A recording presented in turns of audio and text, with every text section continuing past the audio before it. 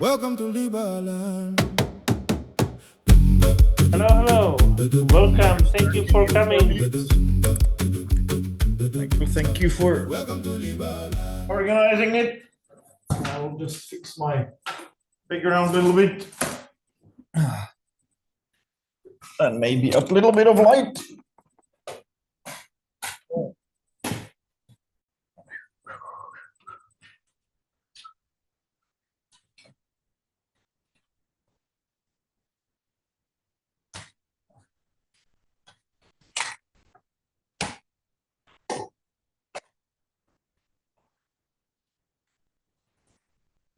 Yeah, better.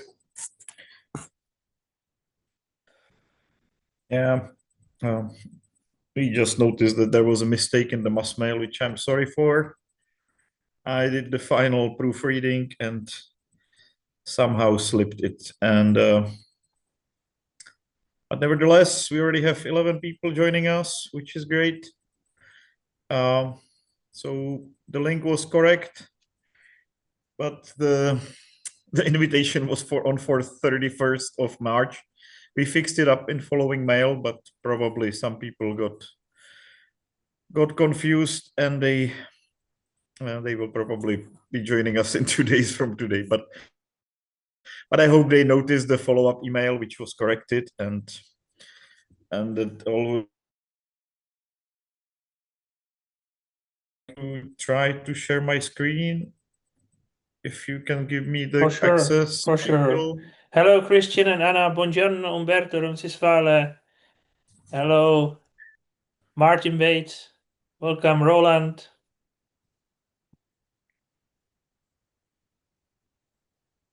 Lars Winkelbauer. Welcome, Lars. Can you share screen, Viet? Is it? I've given you the permission. I'll try it now.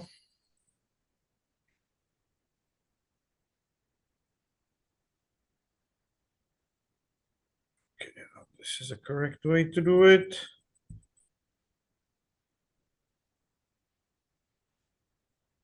You need to confirm what to share, and yes.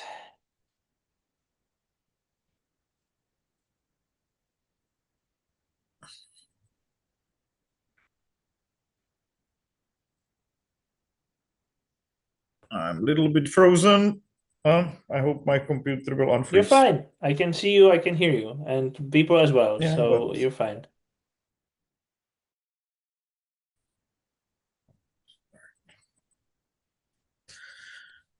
Very well.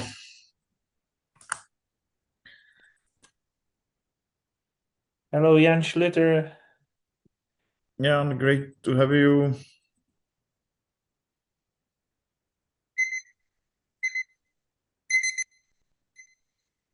This is waking me up here. If I snooze it, it will start again. I have no clue what to do with it. I will take the battery out. I guess that will solve the problem.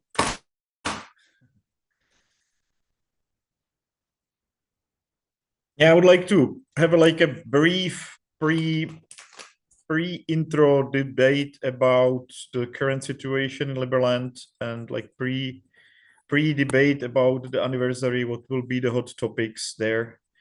We are 2 weeks away from the anniversary. We have 25 speakers already. And we are going to have a serious party, but also serious debate about the future of Liberland.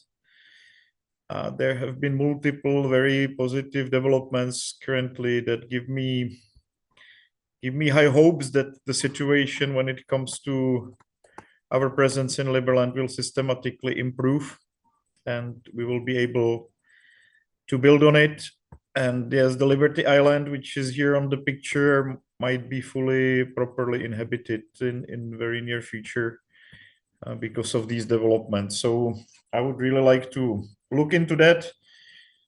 In today's election debate, you will be guided by Thomas and by Michael and myself.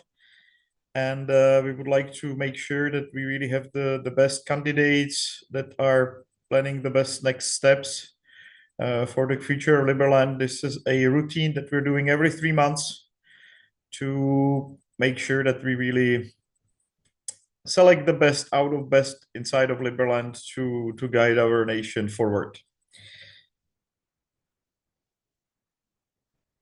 Right now, we have people on spot. They have recently fixed up the island after the winter. They are rebuilding the water tower. They're preparing the tree houses for.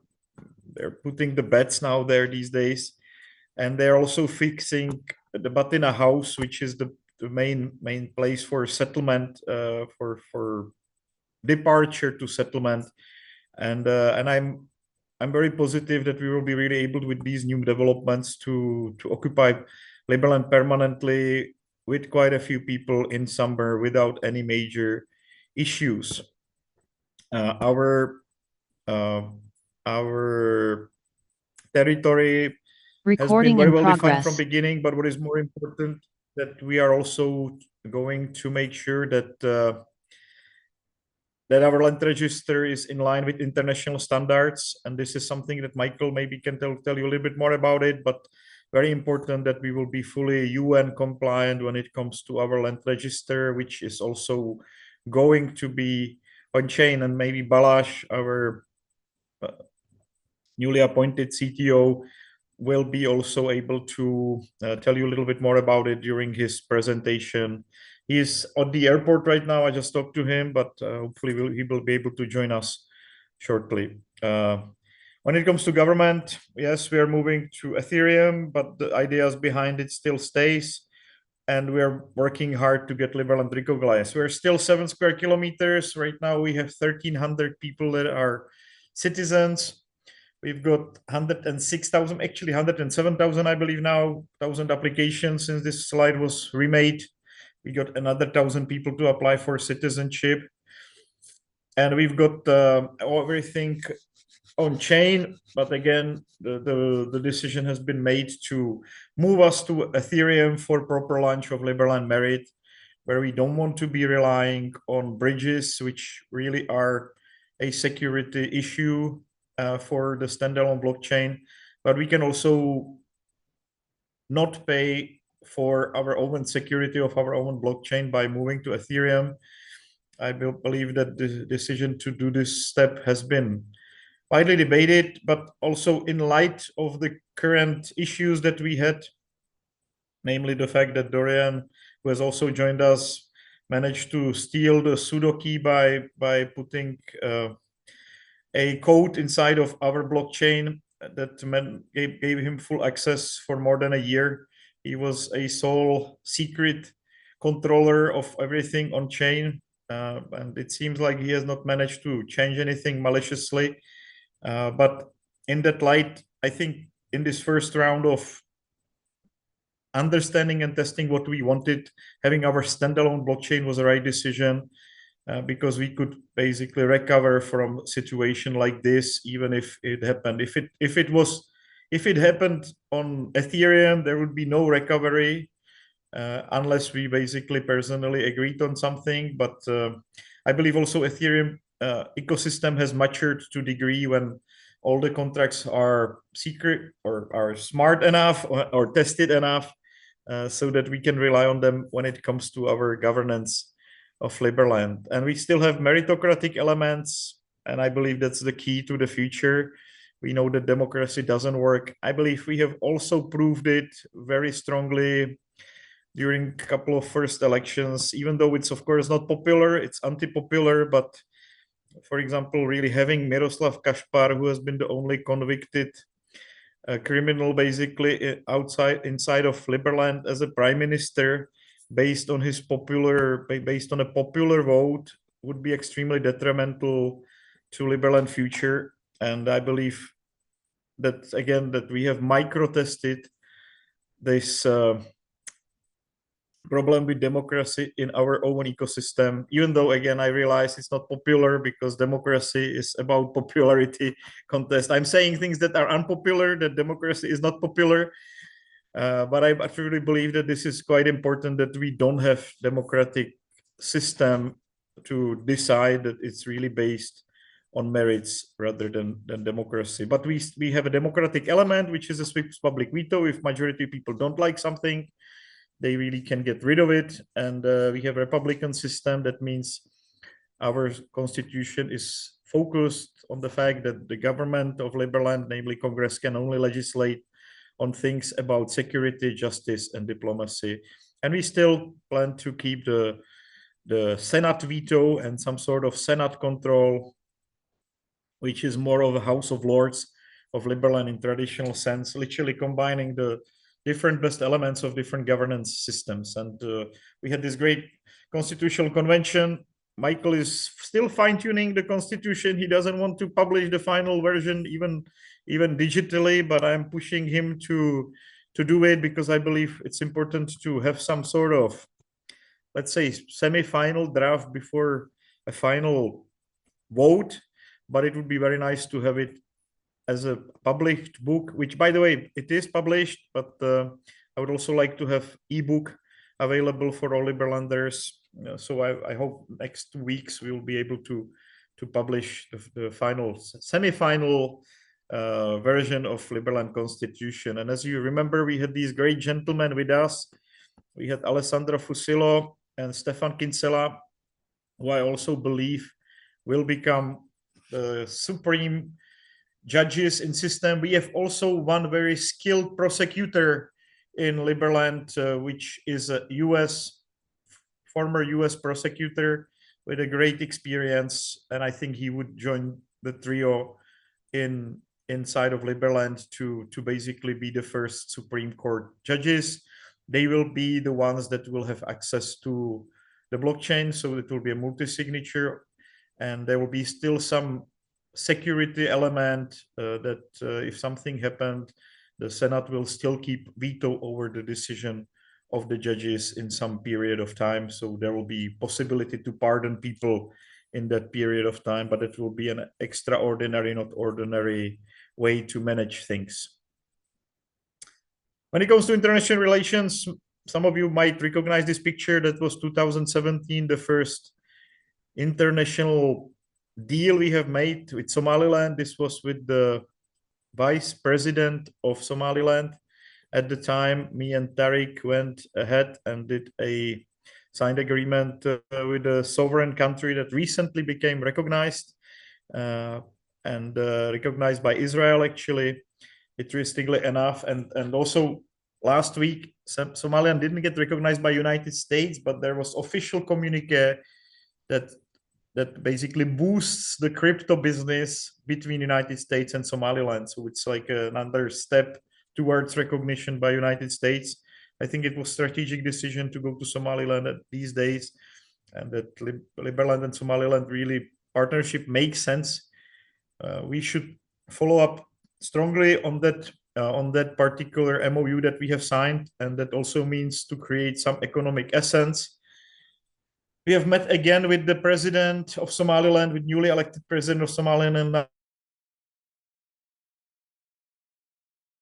now in a meeting, and we decided to go back and do some mining. So we're working hard on gold mining in Somaliland, and we are raising around $1 million.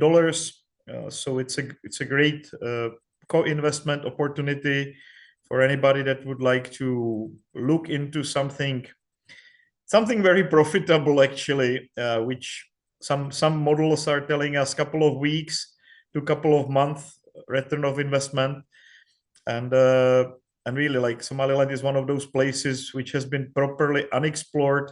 Great opportunity for anybody that would like to diversify their investments into, I would say, the most traditional form of investment ever, which is gold.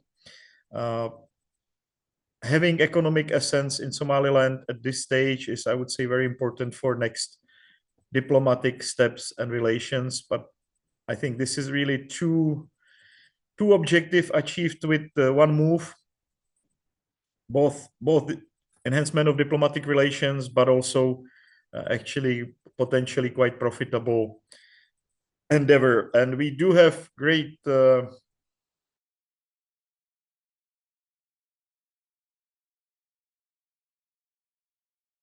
in Liberia, and he is available for us. One of our citizens is a geologist with 30 years of experience, and he's on his way to Somaliland now to explore the locations.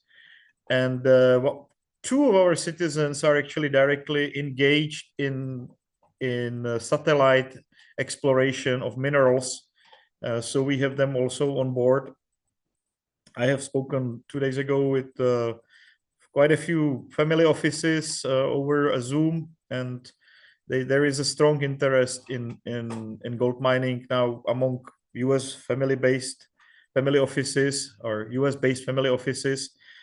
So I believe I've partially secured the investment, which should be again minimum at least around $1 million for overall initial half or 1 year of works inside of Somaliland with some reserves around $300,000 basically for reserves outside of the costs to make sure that we really get through everything. And the cost of machinery itself is pretty reasonable. We basically need $200,000 for the basic machinery for the mining itself, and another $100,000 for excavators and stuff like that. And I'm really handing this operation over to our Omani representative, who's gonna lead the effort because of his extensive experience in the job. So that's one of the things that we can talk about on calls like this. Many of other things are still, I would say, secret, but this one is less secret. I've talked about it already publicly. And when it comes to relations with Croatia, again, based on a couple of decisions that have recently passed through Croatian legal system, I'm very positive that the relations will systematically improve, but that doesn't mean we cannot basically forget to really invest into the whole region. So I'm very grateful, and we've got Anna and Christian with us on the call, that some of these investments have been done by private individuals like the A and C wine cellars 2 years ago already. That was a decent investment. Batina House, the business center, is getting finalized. By the way, according to the picture, we just fixed the windows. And the new glass is coming very soon. That's another $0.2 million, which I'm pushing through. Liberland Arc 1 is in development. You will see a lot of progress when you come to anniversary. That should be a really the flagship of our presence in Serbia. And Arc 2, that's something I will show you, is going to be fabulous project, which is restoring the Habsburg heritage in the region with a spa and longevity clinic. This is basically north of Arc. We are planning to make these 12 villas, 50,000 euro each, so very affordable micro villas, each one separated, basically kind of a double house, but you can occupy half of it, or you can own half of it, and the other person can own the other half. If you would like to have the bundle, it's 100,000 euros per one of these 6 basically units that we put up there. And we will combine it with citizenship by investment. So anybody that buys house also automatically gets citizenship in the next round. And there will be, and also this is the house itself. That will be a nice project. This is a WhatsApp group that you can join easily if you wanted to be in touch and discuss what are the opportunities. Actually, this picture is a little bit misleading because it has 2 floors, and there is another room behind. So the interior is not according to the way it will look like, but otherwise the front glass is correctly done. We're just working on the final building permit right now. I think it's going to be quite nice project. Okay. Screen. Yes, and I just want to mention, I don't know for why the pictures got missing, but I want to mention that we're also building the longevity clinic as part of this development, a small boutique hotel and longevity clinic, which I think it's the future really. We already have hyperbaric chamber there. We are already getting some special red light therapies. Hopefully they will arrive for anniversary. We are going to invest into cryogenic chamber as well and professional hyperbaric chamber for sure. So there will be the most tested and useful technologies that are out there available for rejuvenation of life. And I myself got like more and more involved into that. I think it's a great opportunity to fix yourself and really prolong your life if you look a little bit into the longevity research. And it's probably very soon coming that we will not have to die and we will not have to age. If you look into extrapolate a little bit into the future with the recent AI development, and there will be these sanctuaries around the world which will be packed with technology where people will like to go to and they will enjoy their life. And the connection of a spa. Okay, this is a short video actually. Okay, now it works. Connection of the spa and nice living area and basically small sauna village and beautiful nature in Serbia as our small gift to Serbian people. I think it's completely worth it. Again, part of our way to get to where we want to get to build a sovereign country. When it comes to Liberland itself, yes, all these 4 tree houses are still standing, or the pontoon houses there. Right now, we're actually working on the one that is on the left. We're extending it a little bit and putting the chimney and fixing the windows. And we're preparing collaboration with professional treehouse builders here in Czech Republic. I met them last week. So we might have some like very nice looking units that will have its own legs as well. So you will be able to see their presentation on the anniversary. They also confirmed they're going to present. The water tower is still there. We have basically proved that we are able to sustain these buildings in Liberland and keep on building, and that we somehow managed to defend our spot against the Croatian intrusions. Now, again, these buildings are almost 1 year old right now.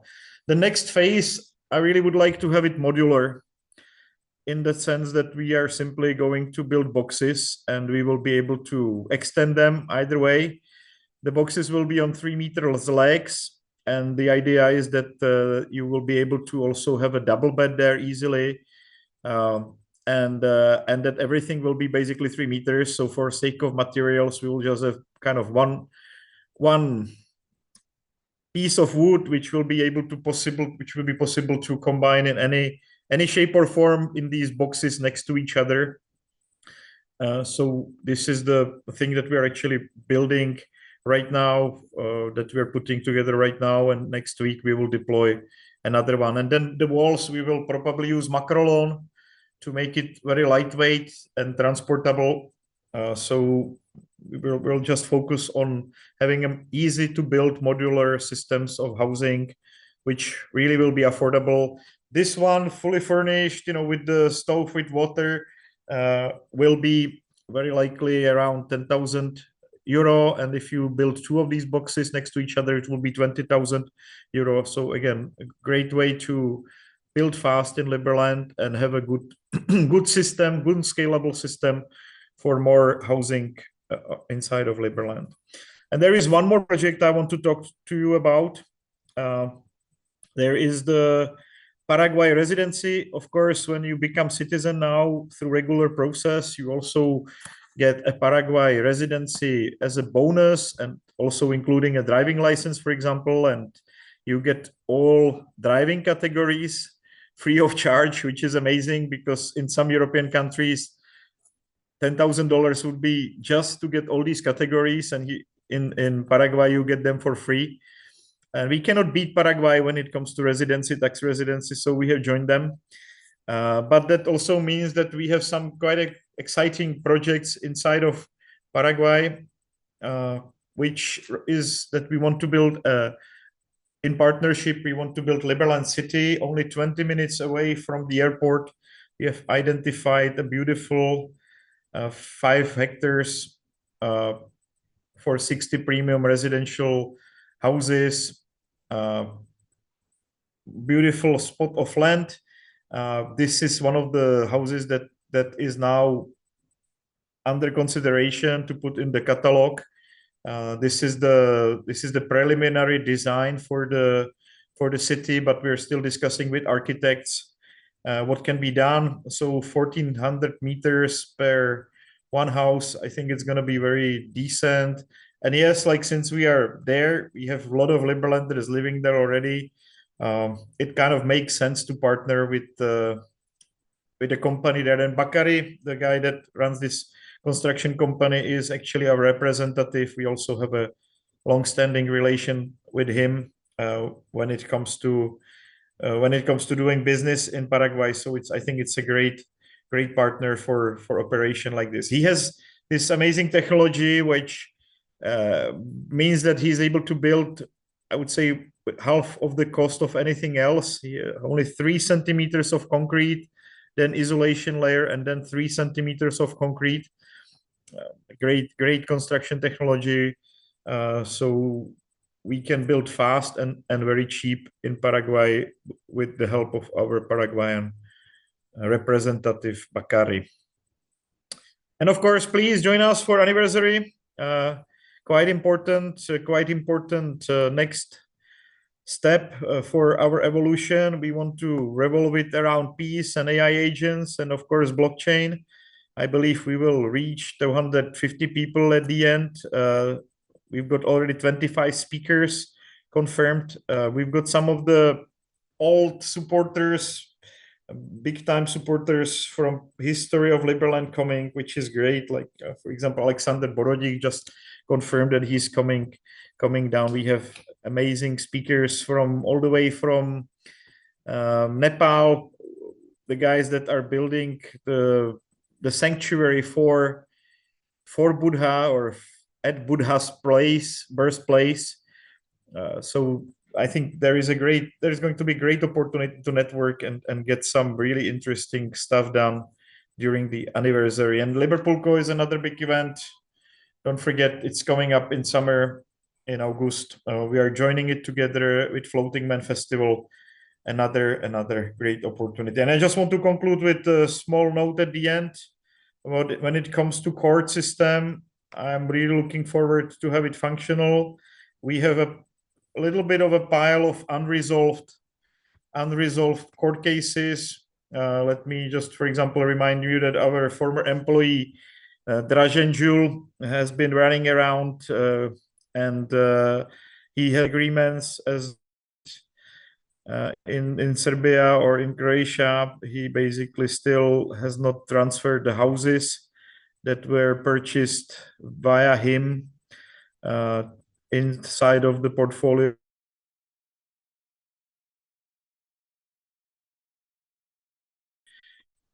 So we have to be able to sort our stuff.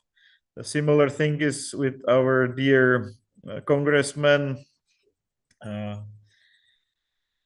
Mischiefs that need to be somehow resolved. Let me remind you that he has encrypted all our databases at some point and that he tried to transfer the domain. That is also, I would say, quite a... He called it shady himself or gray area. Any other without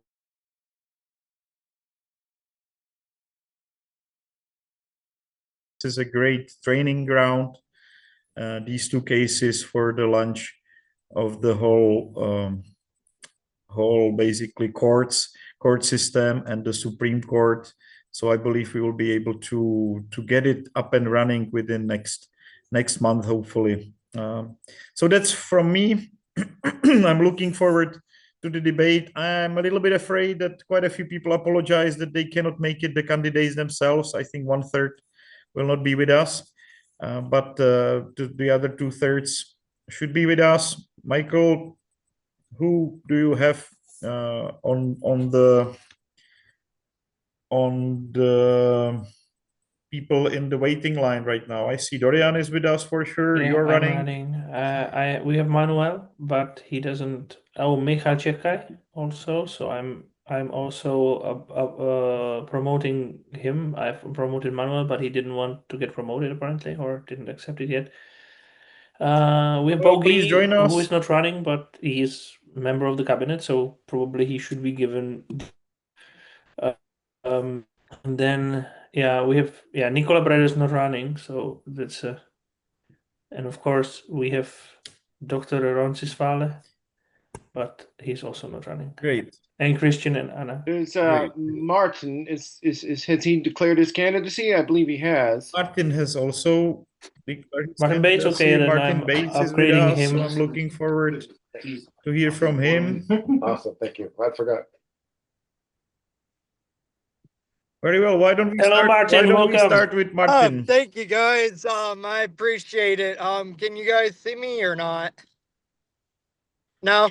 Yes, we see Okay. well. Thank you guys. I'm really excited to be able to finally run for Liberland Congress. Last time I was asking all the questions, but I really think we just need to get a few basic rules just to get the Congress in line. One of the things that I'm thinking that we really need to do is get a budget law in place so that everything is automated, so that there is no debate or discussion on items that Congress has all and the cabinet have already decided that need to be passed. It can be executed by self-executing smart contracts that can be done either monthly or quarterly or however the Congress sees fit.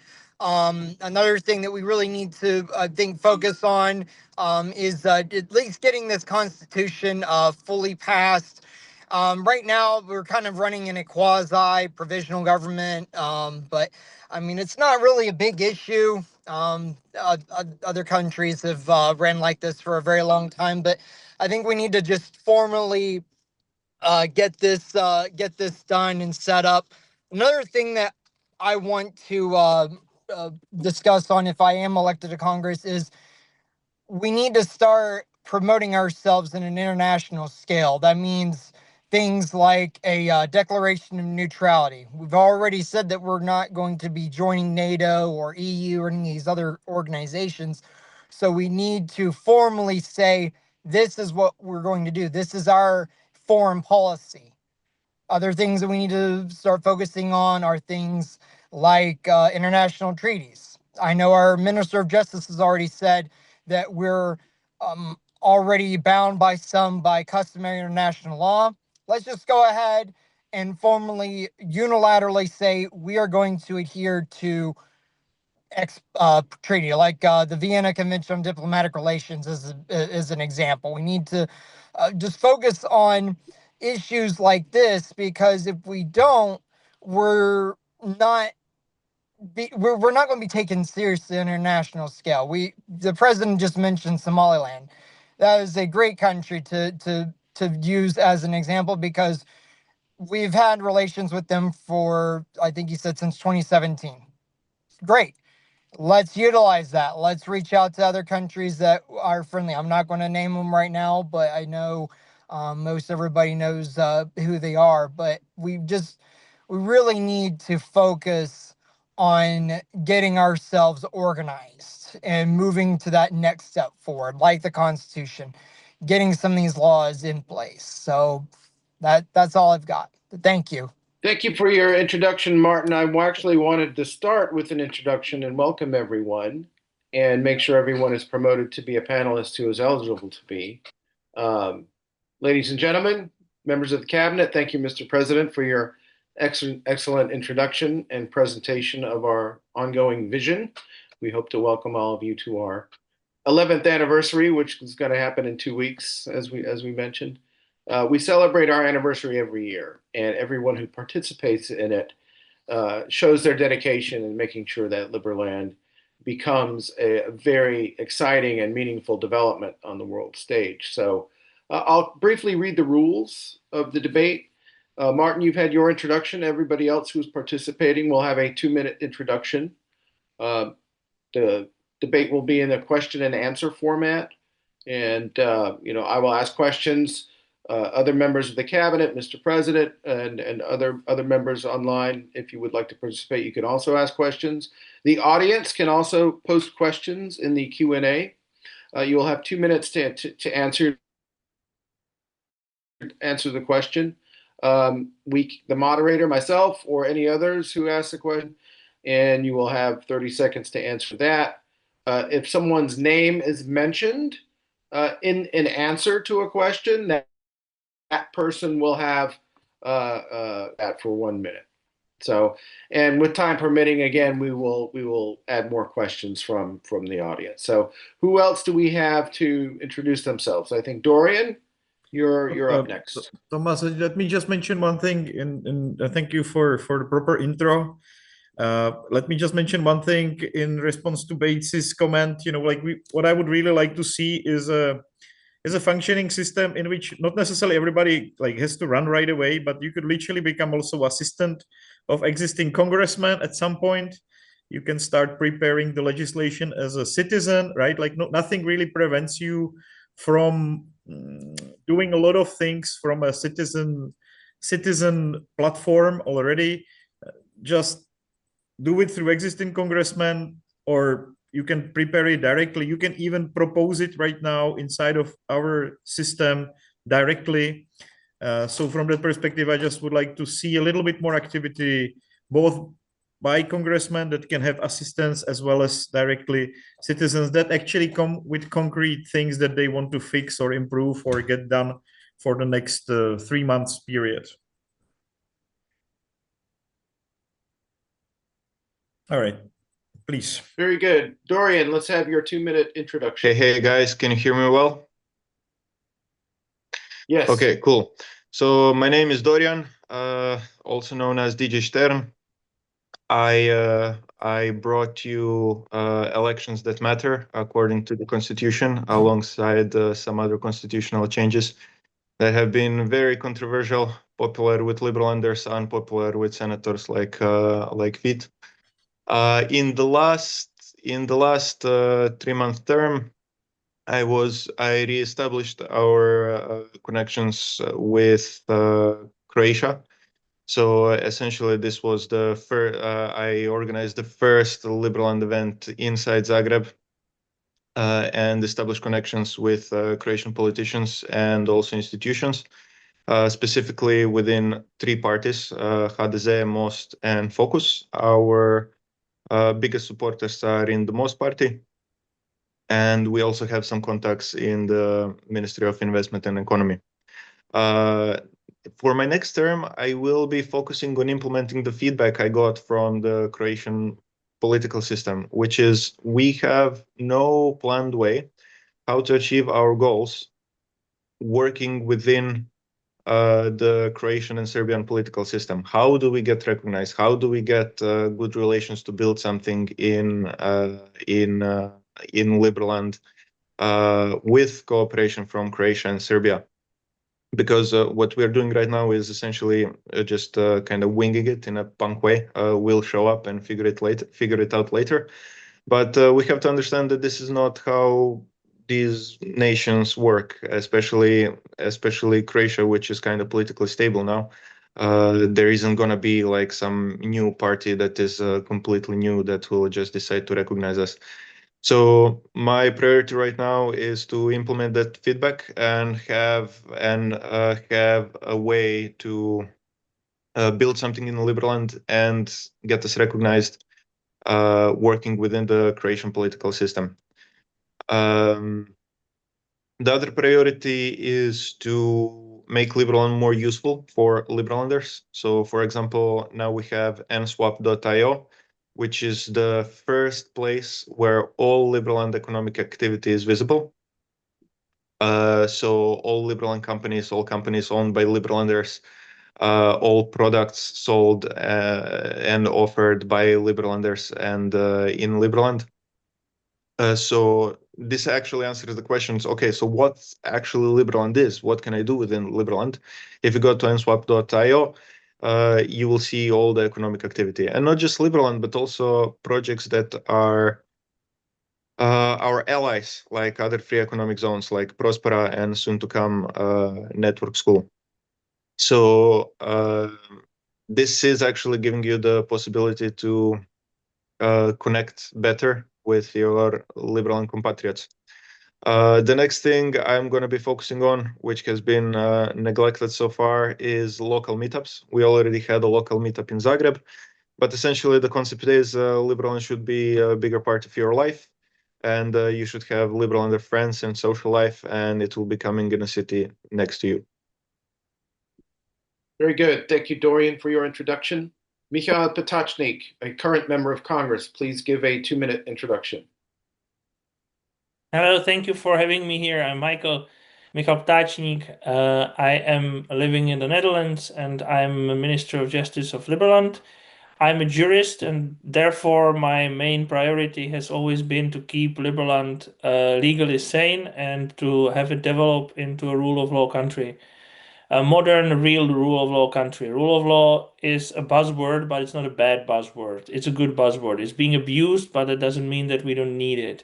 The rule of law means that you have a right, you have a known way ahead of you in order to achieve what you want to achieve. We build societies for that. Nature is inherently unpredictable. If you want to do something more complex than get food, that's why most beings in nature only get food and multiply and stuff like that. If you do something more interesting, nature is too complex, and therefore we create paths in society which enable us to do stuff. And modern countries with which we are kind of competing have made those paths mostly too complex or like dependent on things which you can't change. Okay, so that's quite the introduction. Very specifically. I want to ensure that we have a constitution and that it's a good constitution so that everybody has seen it, that professionals have seen it, and that the community agrees with it before the referendum comes. I want to ensure that the blockchain is on EVM because that's a good way to do it. I want to adopt laws after that because we want to have a new and better blockchain system. We'll get better system of actually doing elections, which is more akin to the original vision.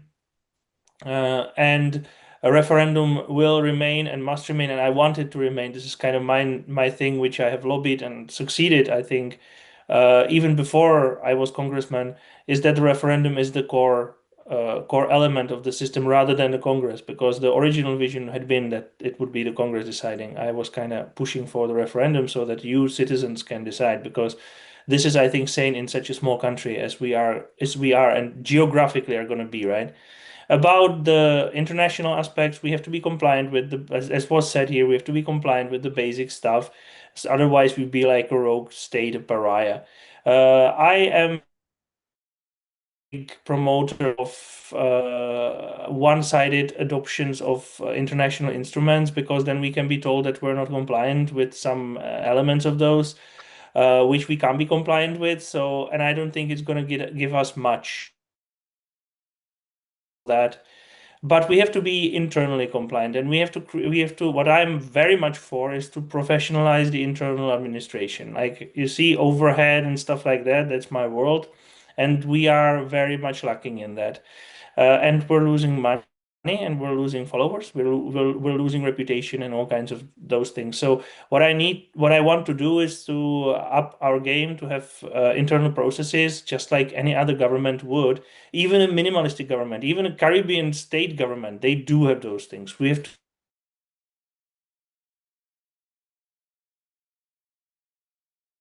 incremental improvements. Thank you very much, Mikhail Potocnik. Mr. Minister, I see we have Manuel Lanes also on the panel. Manuel, I know you were a candidate last time for the 6th election, I believe it was. Are you also a candidate this time? Yes, hello, Thomas. My name is Manuel Lines, as you introduced me. I am running for Congress. I'm still running. I'm not like very active in promoting myself politically because I don't have like big political aspirations, but I really think it would be a good way for me to contribute more and be part of shaping Liberland's future. So a little bit about my background. I'm an engineer. I have experience with crypto, with business, with development. I've also dabbled in politics through the Pirate Party. I was part of starting that in Norway in 2012.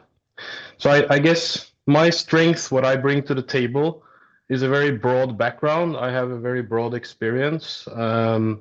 Technical, I did some settlement now in autumn. I spent a lot of time on the actual island. So for 4 months, I was a very active settler. As I mentioned, I have experience in crypto. I've done a crypto business for 10 years. I'm currently still running a crypto exchange in Norway.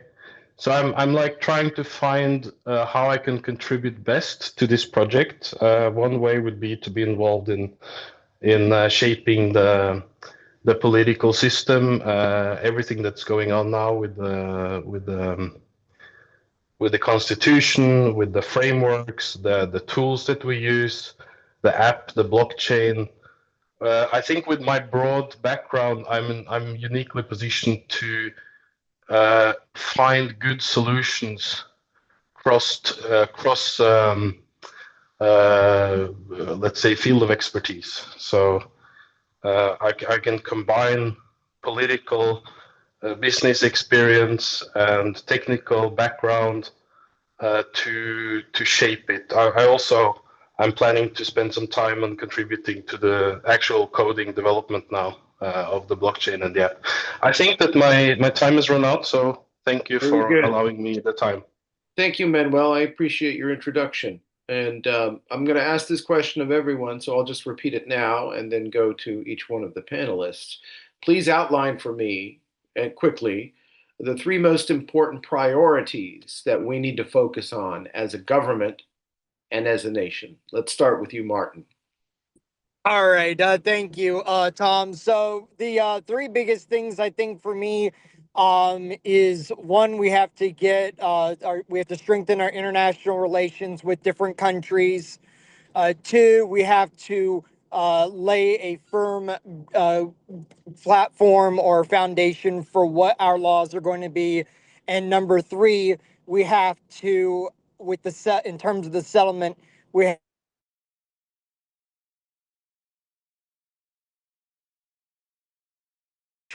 ourselves financially. Okay. That was a pretty straightforward answer, direct to the point. Very good. Thank you. Let's go with Dorian. Please outline the three most important priorities for us. First one, Liberland should provide value to its citizens. It should be something that actually matters in your life, and being a Liberlander should be beneficial to your life, which is what I want to do with this catalog of all economic activity and local meetups. Second, to put it bluntly, we need to get our shit together. We need to actually have proper functioning institutions, budgeting system, and not this ad hoc system of jumping from fire to fire like it has been for the last 10 years. And the third, we need to get a theory of victory. So we want to get recognized and build and colonize Liberland. What are the steps we need to take to get there? The current strategy is essentially just doing whatever comes up next. That kind of makes sense, but there is no grand strategy that can guide our efforts. So focusing on now working with the Croatian government to find that grand strategy, like what are the steps, what do we need to focus on, and how do we actually get this done? Good answer. Thank you for keeping it short. So far, great answers from everyone. Let's go to Michal Potachnik and ask you what the three biggest priorities for Liberland should be. Well, I think I will be visible. I think the biggest priority is to become to start working as an organization So again, like you see, I'm the backend guy, right? I'm the back office guy. So for me, it's like to work like organization, because then everything else will be more smooth, and this is just our biggest internal debt. Then the second priority would be to set up systems where we just don't do rush actions, and that's especially with regards to the settlement. And if we get to some opportunities which are opportunities of a lifetime, which we may get, then we must react to it, and we must react to it mainly by inactivity, actually, like by not doing anything that is not pre-negotiated by counterparties. It's also kind of connects to Martin Bates's priorities of the international recognition. You don't get that without first showing restraint. We must learn restraint, not inaction for like in the sense of laziness, but restraint, controlled restraint. I think that's it. I don't have a third. Okay, that's very good. Thank you for that. And I'm sure those answers resonate with everyone in different ways. We are getting a few questions from the audience. Maybe we can break to one of those. Dravia, do you know what Dravia Do you want is? me Do to we answer? recognize Dravia as a nation? Yeah, Manuel. Yeah, I'm sorry, Manuel. Let's go to you, your answer to the three priorities, and then we'll work on some of the audience questions.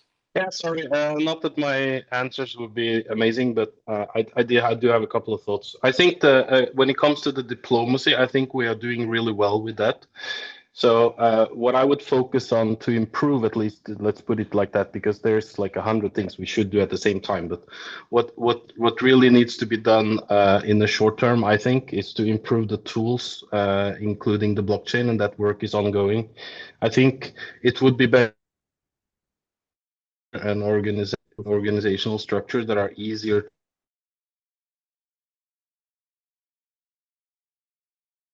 into the project. And I also think it's good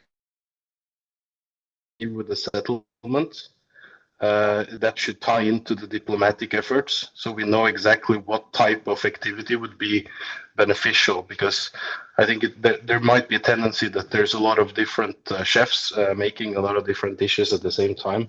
So it'd be good, but it would be good to have a common strategy for that.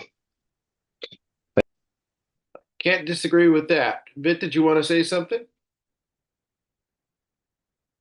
To Dorian's discussion about local meetups, I think we have quite powerful tool now in the mobile app. You can drop location anywhere and you can put a group chat anywhere. And I would like to ask you guys, if you already organize some meetup in some place, just drop this group chat on the map, because this is a good way to really get the guys that live around you in communication. So I'm also dropping it wherever I go.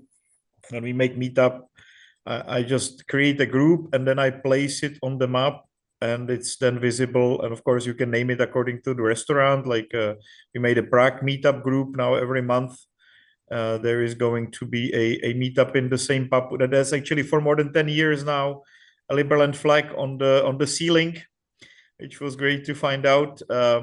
But just a very, very useful tool for local gatherings is this group chat thing. If you're not showing your location purposefully because of your privacy on map, you can always drop off your local support group anywhere now on the map and utilize it. And people are now asking also about the feature for auctions. I think it will be used finally in this summer once we upgrade a little bit more, but you can literally ask for any kind of job in Liberland, starting with building a tree house, and you will have an auction immediately launched, and that will be dispersed to all other Liberlanders. So that's another very important tool that we have now in our hands to get some business directly going inside of Liberland.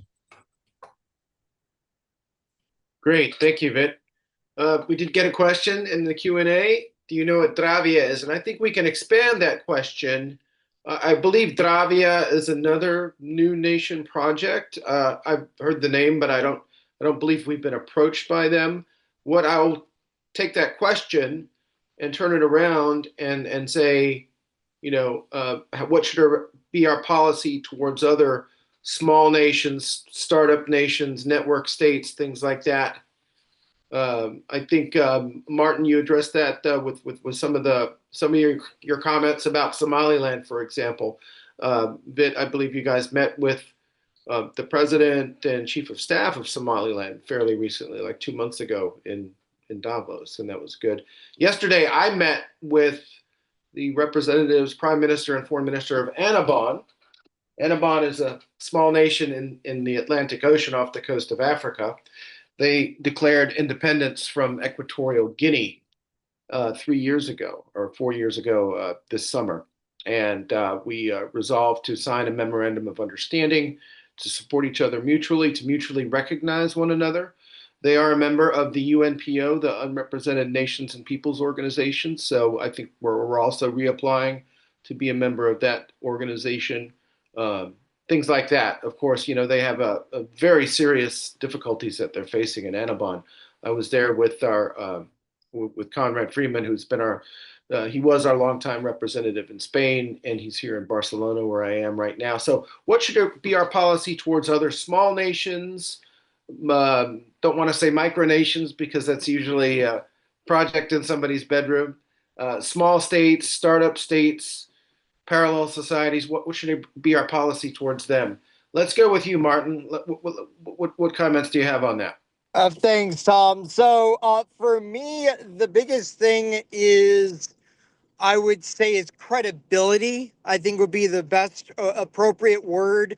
I mean, I wouldn't say we need to go off the Montevideo Convention, but we need to at least make sure for these smaller microstates, as I will call them, we have to make sure that they're actually, I would say, from an historical standpoint, are they independent? Like, are they culturally, linguistically, and just go off of that as a baseline? Are they financially? Are they completely mooching off of their parent state?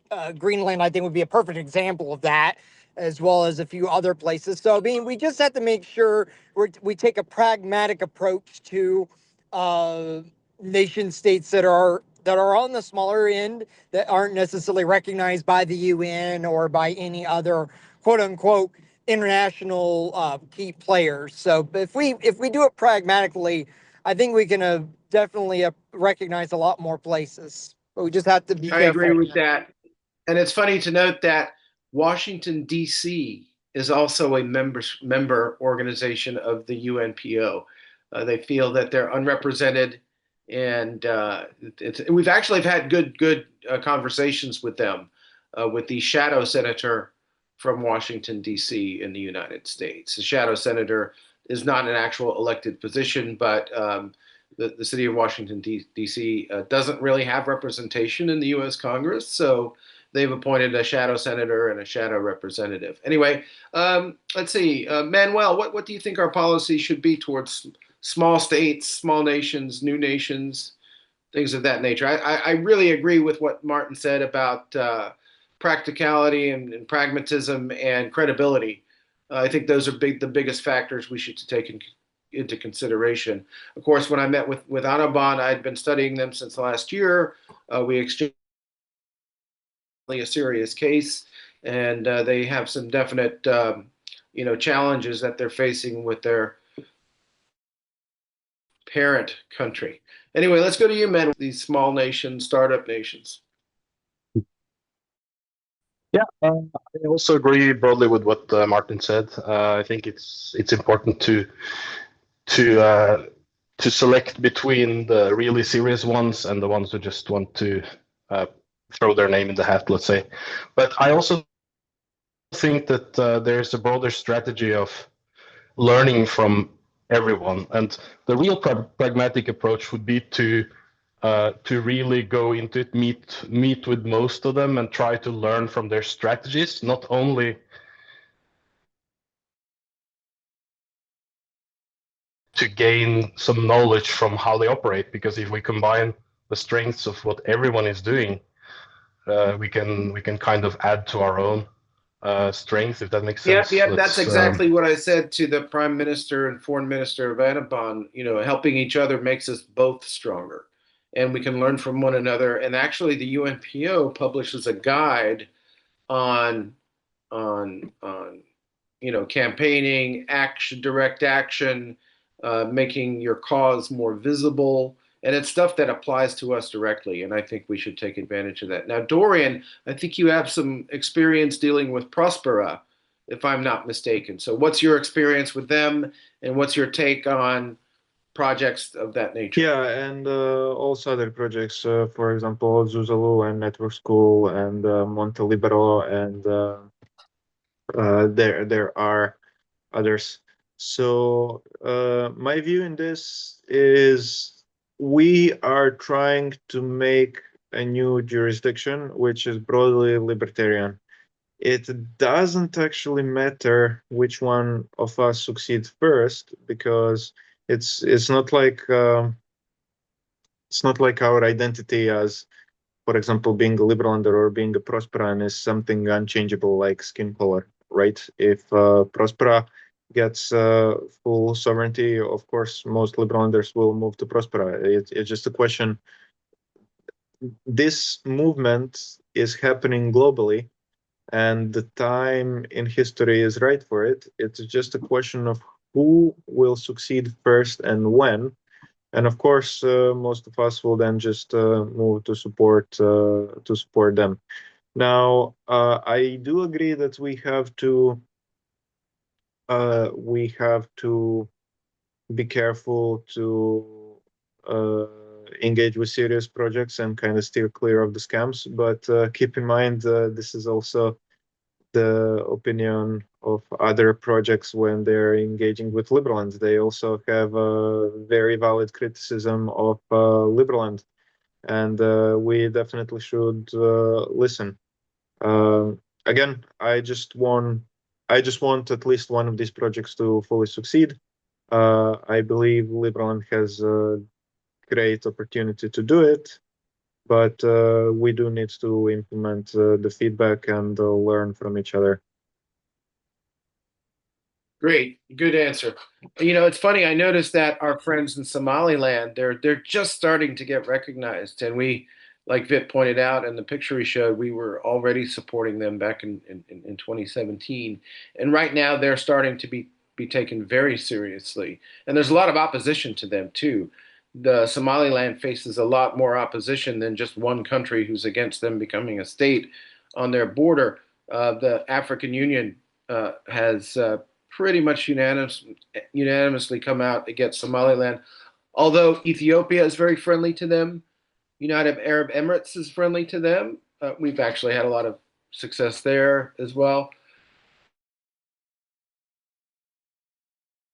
Countries starting to get recognized. I think kind of it scares the establishment as it is. So. Well, I just had to apply for Somalia visa in order to fly to Somaliland, because Somalia has used its powers to push the airline companies to require Somalia visa even if they fly to Somaliland. So, this is also a thing about our recognition. Sometimes we could actually lose quite a lot by getting proper recognition by some other country. We need to be basically able to, first, proper recognition, publicly disclosed, really has to be, it's going to come with positives, but also potentially with some negatives. It will freak people out, and it might create a lot of contra activity. It doesn't necessarily have to be all in on the positive side of things. So really having the right time when it comes to this is quite essential. What is the African Union objection to Somaliland? Yeah. The African Union? Yeah, you said that the African Union doesn't like Somaliland. Why? Right. They consider Somalia, the failed state of Somalia, to be the rightful authority over Somaliland as well. And of course, Turkey is supporting Somalia. China is supporting Somalia, as well as some of the other Arab countries. Somaliland, of course, they've been a independent and sovereign state since the early 90s, 1991, if I'm not mistaken. They do fulfill the Montevideo criteria. They have a territory, a government, of people. They have capacity to enter relations with other states. They fulfill all of that. It's a political question whether to recognize them or not. And now that it's starting to happen, I think more countries will be the second and third and fourth people to recognize them. We of course we hope it's going to be like that for us one day. Misha, I'm going to ask you an interesting question. Which small nations or projects of this nature do you think are the most viable, are the most credible, and have the most potential? Michael. I think. Sorry, can you see me? Here. No, Small now I nations can, in yeah. what sense? Like those which are not recognized, those which are trying to get recognized, or like also like San Marino and that sort of like. Normally speaking, I would say those like Andorra, San Marino, Monaco.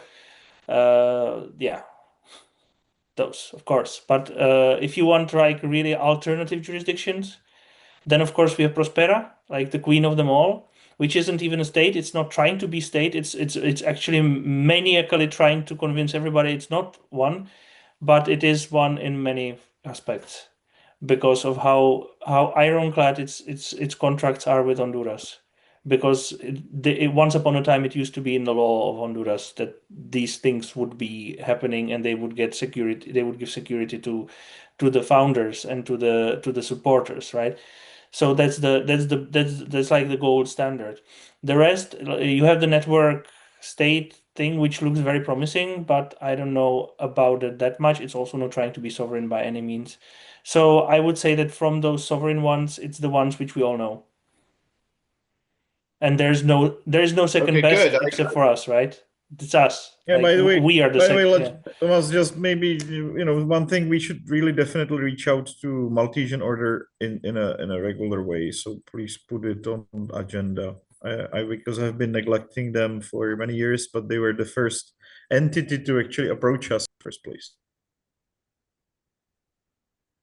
The Sovereign Knights of Malta, or I know there's a few Yeah, organizations the proper ones, the ones that have 7 different conclaves, or what do they call them, around the world, including one in Prague. They're like a proper 7 embassies around the world that are diplomatic hubs. Well, they're definitely legitimate, and they've been around for centuries. So I think I agree. I agree with that approach. Let's move on to another question for the challengers. Of course, we currently have a Congress of 7 members. Joey Langenbrunner, who unfortunately could not be here today, Navid Sabrin, who's also our finance minister, Dorian, who's on the panel, Balash, who also for reasons he could not attend, Prime Minister Justin Sun, Secretary of State Tariq Abbasi is also a member of Congress, and Michal is a current member of Congress. So for the challengers, for the people running for the Congress to get elected for the first time, I'm going to ask you a couple of questions. Martin Bates, what do you think the current Congress has failed to do, and how would you do it better? That's a very interesting question, Tom. So it just seems to me, being an outsider, I've not attended any meetings of Congress or anything, but it just seems like there is a lot of gridlock, conflict within the Congress. I don't know who or what any of these things are, but we need to make sure that we can pass decisions, laws, policies, budgets that everybody can agree to. That's the biggest thing. If there's one item that everybody can agree to in Congress, we need to pass that first and then move on to other issues that maybe not everybody agrees on. But I would think there would have to be something that everybody can at least agree to that's in Congress, whether it's a particular funding of a particular budget item or a particular law or a policy maybe for to tell the cabinet of, oh, we need to work on this or something. I don't know. That's just my take, that we need to stop the gridlock. Right. So something everyone can agree on, like, for example, the referendum on the Proclamation of Independence. I think we can all agree on that. We all agree that Liberland has the right to exist as a sovereign country, and a referendum would show that we have democratic approval of that. We don't necessarily believe in pure democracy, but we believe that all the participants and citizens of Liberland support Liberland being a sovereign and independent entity. So anyway, so Manuel, what do you think the current Congress has not achieved, and how would you do things better? Yeah, so hi. Here's my video as well, so you can see my face. I don't necessarily know that there's anything wrong with how the Congress works today. I don't know enough about it, so I don't really have that many specific criticisms. I guess what I've heard from some people is that there might have been some low attendance on some meetings. So in that way, I could contribute to having a more active Congress. I would definitely be a very active member. As you Right. guys know from my representative position, I'm always attending meetings, and I consider myself to be a very active contributor to Liberland.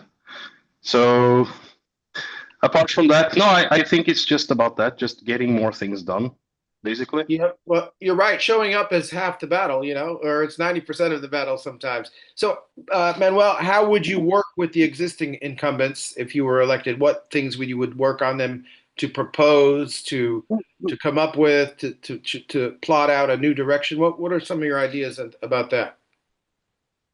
Well, I do have a lot of ideas of things that can improve Liberland, but as I started with it in my opening statement, my background is very broad. There's a lot of different things I could do. So at first, I would I've never been to one of these Congress meetings, so of course I would have to learn how it functions, who is who, map out the lay of the land, and then find my role in that way, because I don't necessarily need to have a specific role. I can kind of take on what is missing, what needs done. So if we need more technical experience, if we need more certain whatever is missing, I think I can fit into the role that is missing. In terms of specifics, I guess what I said before, I think developing the good tools and the good incentive structures, I think it's very important to activate people. For example, with the representatives, we see that in the meetings, there's very few attendance out of like hundreds of representatives. We have like less than 10, not generally, attending the meeting. So there's definitely something that needs to be done in that sense to incentivize people to be more active. And I think it doesn't come down to resources. I think we have what we need. We just need to communicate it better and have better information for everybody. So that would be like just activate the whole base of Liberland, because we are a lot of people, we have a lot of resources. So it's just about using it more efficiently, I think. I think you're right. Incentives do work. For example, when we had the campaign to write letters to Croatian embassies and protest the treatment of our settlers, we had a lot of people respond to that, and we gave them merits for the letters that they wrote. And when they showed us proof, we went in and manually awarded them a Liberland merit. So definitely incentives are good. I think for representative participation, certainly merits can do that. I have created a table of proposed rewards for various activities that representatives can do, and that's something we can naturally work on together, and that goes for everybody. So let's move over to the incumbents and ask them a few questions. First of all, is there anyone in the participant list who should be on the panel who's running for Congress whom we might have missed, whether it's incumbent or challenger? Let's see, I'm looking at the list. The other incumbents or challengers on the list, unless I don't know Mike about them. Wade would be allowed to come, but he rejected my promotions multiple times. Okay, all right, Mikhail. He will just observe. That's fine. All right, let's go to the incumbents. Let's ask you guys some questions.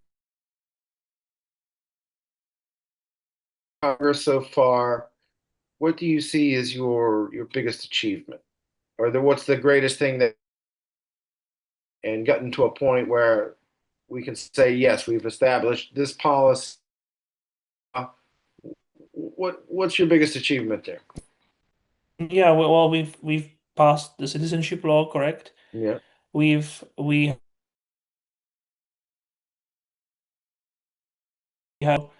we have a plan to do the EVM transition, which makes sense, which I've largely created the specs for it, like not the plan. That's Balázs's work. Right. Then like Right. things Absolutely necessary. have helped like make certain decisions, like for example get Balázs as a tech lead, which seems to be a very good idea. And then of course also help the streamlining of, again, remember back office guy, streamlining of IT expenses by introducing and pioneering AI assisted coding, and being the pioneer also in the development team and trying to get them to adopt it more within the framework of what is reasonable and useful. With which I should still work more. For example, I need to still onboard Balázs. But yeah, so those would be my achievements in the recent 2. If I may say so. Michael, the follow-up, is there anything you wish you would have done differently during that time? There would be things that I wish I could have done differently, but I couldn't, and therefore no. So you thought about doing things differently, but you couldn't for some reason. Okay, good. All right, let's go to Dorian, who's a congressman. Let's look back at your participation in the Congress. Let's just focus on the Congress. What do you think that you've accomplished that has benefited us, and we can move forward and look back and say that was a real good step forward? Yeah, just to preface this, I do believe most of my achievements have been done outside of Congress, not as a congressman, but as a congressman. I believe the move to EVM is very important and is actually necessary if we want to have a blockchain that continues to be relevant. We also did pass some of the spending proposals that Martin Bates is campaigning for. However, keep in mind that until very recently, Congress didn't actually have any power to wield unless it built it itself. So some of the decisions have been just completely ignored. So I would be focusing more on making sure that the existing system works in the future. As for the achievement as a congressman, I would say EVM, I believe, is the best decision that the previous Congress has made, in which I was part of. Okay, very good. Thank you. One more follow-up question. So, why should voters give you another term rather than vote for somebody else? I believe I'm the only one actually doing something in the Congress who is the voice of the people. So if you look at other candidates, um, compared to other candidates, I'm your best chance of achieving Liberland's goals. And this isn't meant to downplay other candidates. Of course, Ptachenko is doing a really good job. Balázs is also doing a good job, but most of the other candidates are more narrowly focused on a specific issue. I believe that I'm the only one who is taking the entire picture, the entire game board into account. Okay, all right. Thank you, Dorian. Let's see. We've got a comment from Roland. Given the importance of the elections, I think it would be appropriate for all candidates to mention their profiles on the election site more effectively. That's true. I noticed that some of the candidates or incumbents even, they have a blank section in their bio that we provide on the site for Congress on the blockchain site. So he said at the very least it should include a recent photo, their real name. That's also been brought up before, up-to-date content, and then only then put an external link in. Okay, that's good. It's difficult to tell the candidates apart. That's been something that's been brought up as well. And yeah, we should make it very clear who is who when they're running for office. Otherwise, if you don't know someone, they can say, well, vote for me. I'm XYZ123. That's not always easy to remember. So as a campaign advisor or a campaign manager, I would advise people to use their real name or find some way to associate their profile with them and not have it blank or not have it just so vague that people don't know who it is. Just a practical Very suggestion. good, I very think you good. should enable the chat so we can do it only. Yeah, Enable the chat. Mikhail, can you enable chat? I don't have admin authority on here. Recently, I met one of the most outspoken critics of the current voting system in Czech Republic, Karel Janeček. Maybe some of you recognize him. He is famous for having this high-frequency trading company that is trading quadrillions of dollars daily. He is obsessed with this system of negative votes, basically, that we have 4 positive votes and 1 negative vote, but he's still trying to use it in democracy. But I was thinking it would be quite interesting to implement it in Liberland based on meritocracy as well. That would probably help us to smooth out the system a bit. And interestingly enough, like there has not been even in corporate world, similar model has never been done, not even in the blockchain world. But again, like it could be a very good system to smooth out the resolutions of elections and let's say be able to make sure that some of the candidates that are very unpopular, for example, would not be able to get in. He has it as a system against populists, but in Liberland, really, it would help us to have a little bit more consensus-based Congress in the future. So I'm proposing this part to be debated as another element of elections. And again, never ever used, of course, in real world elections with humans, and never even used in corporate world for some reason. Imagine basically that every single merit gives you 4 positive votes and 1 negative vote. Cool, very good. We have a more of a comment from Marco Cassiano. We can turn that into a question, though.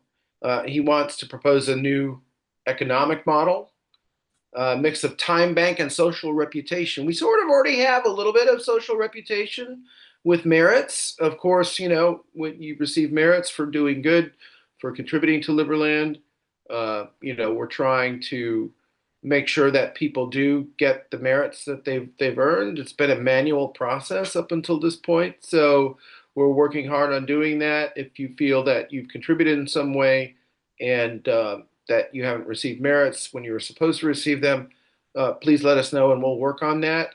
We're working on a number of cases so far.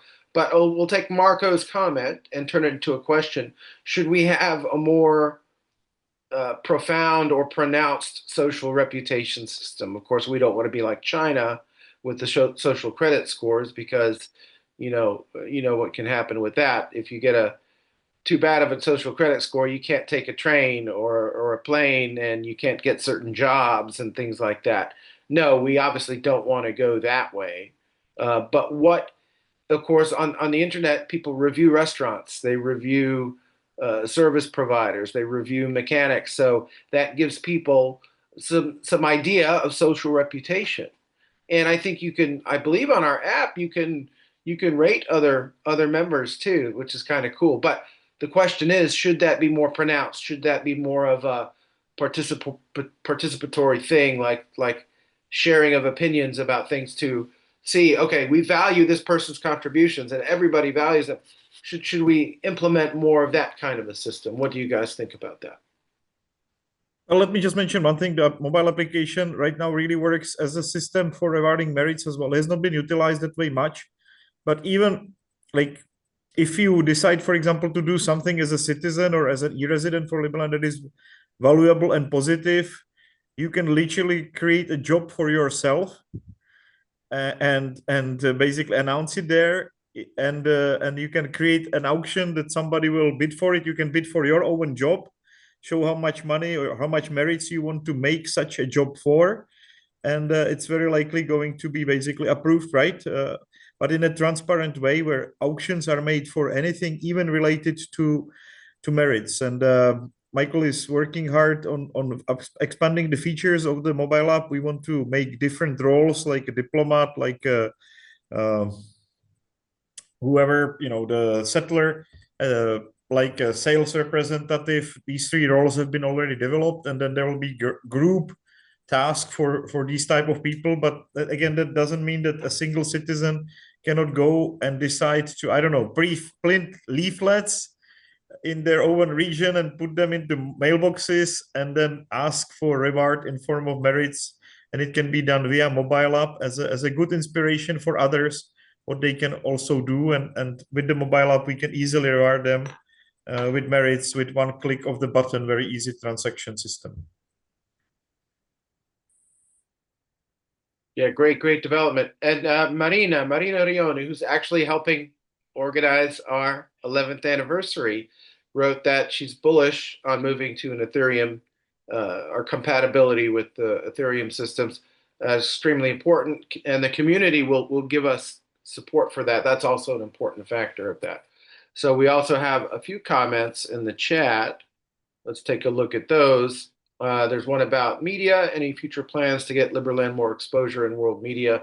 Of course, we're working on that all the time. Actually, Martin and I and a gentleman named Lucky or Noel are coming up with some very good strategies to increase our visibility in media. Of course, in the old days, we used to send out press releases by fax and then sending them by email. That's no guarantee that anyone's going to see it. So creating personal relationships with journalists is also very important. So I think Samuela has shown some pretty good expertise in doing that. And let me mention. Sorry to jump in, but we've got one of the most famous reporter from Italy, Barbara Carfagna, coming to our anniversary as a speaker, but she will also make a report for the Italian television, for the biggest Italian television. And she's a big friend of ours for many years. She actually invited me to some of her events now that she did with these with this guy that started PayPal, Jesus Christ, that was lecturing about the Satan coming to the world in Vatican recently. Teal. Peter Thiel. And we also have Panda Boy with almost 70 million subscribers, I believe, coming down, and then two more big YouTubers, which I have not made myself familiar with, but they're also confirmed. So we will have at least three major YouTubers coming down for this anniversary. At least 70 million subscribers, potential viewers of what is happening. I don't think you can get a better media coverage. Yeah, let's sit down with those guys, Panda Boy and the others, and let's work out some plans at the anniversary. So that's great. Thank you for the question, Jibin Zheng.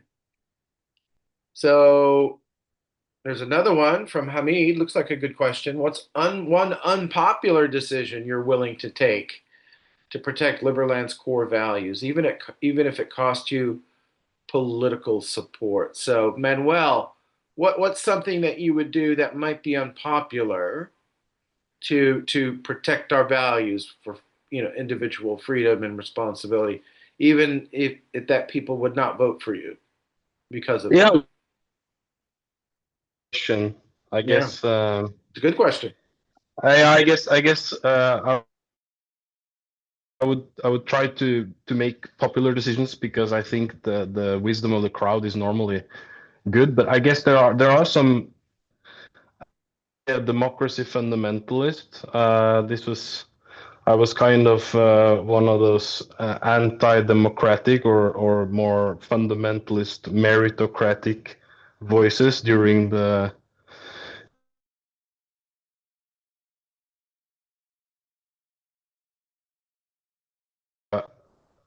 as long as possible, I think it's important that there is some kind of centralized control from the founders of Liberland, especially with Lichka. And I think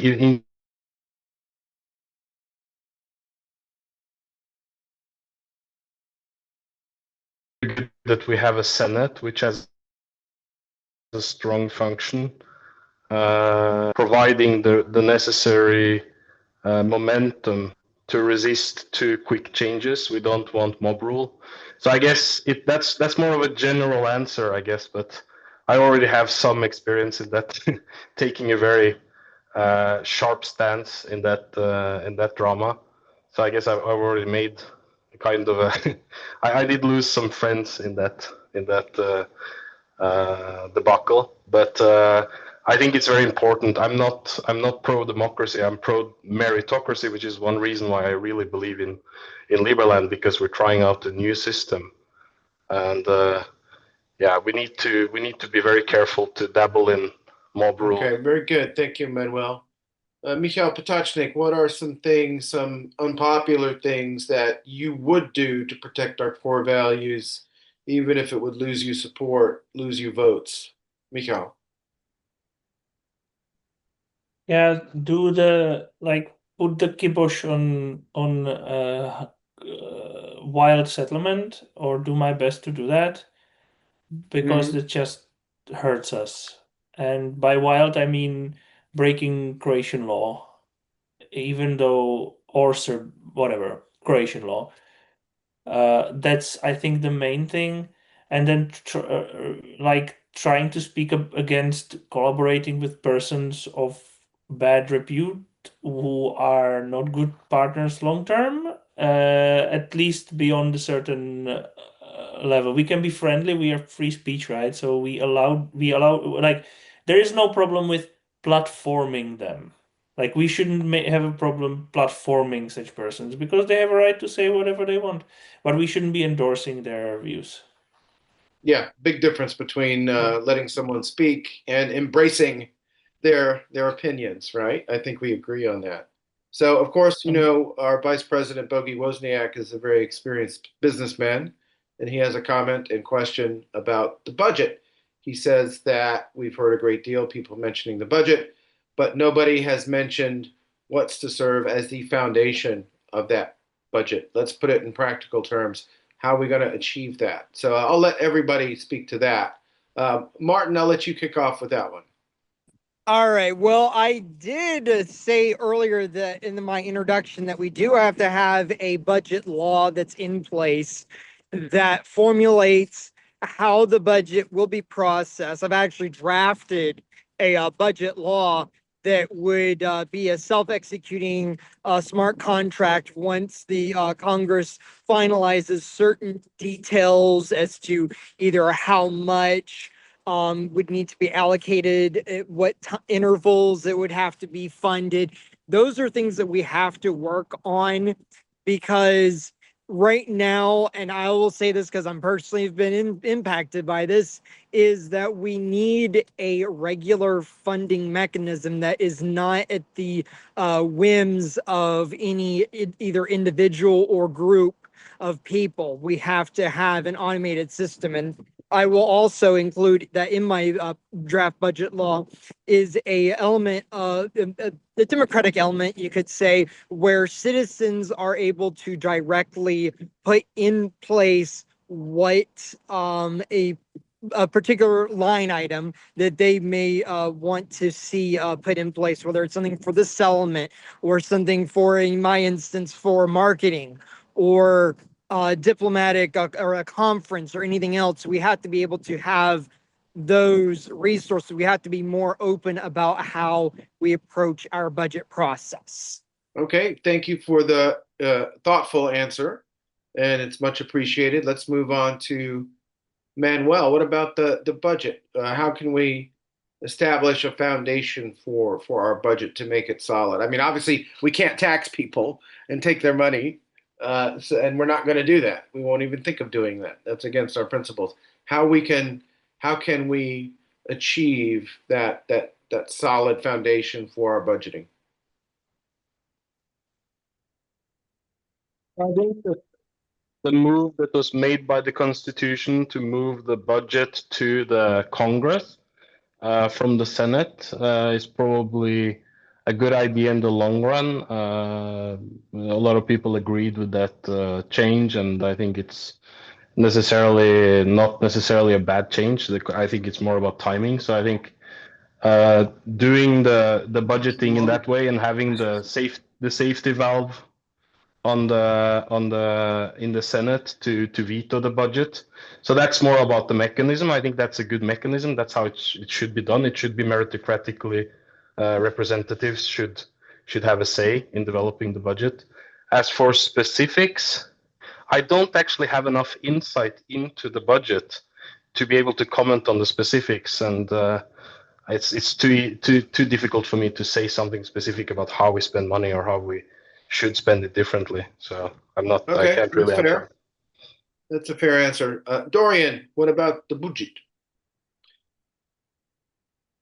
Let me just answer the previous question first. What is the unpopular thing I would be willing to do to protect our values, even if that can hurt me politically?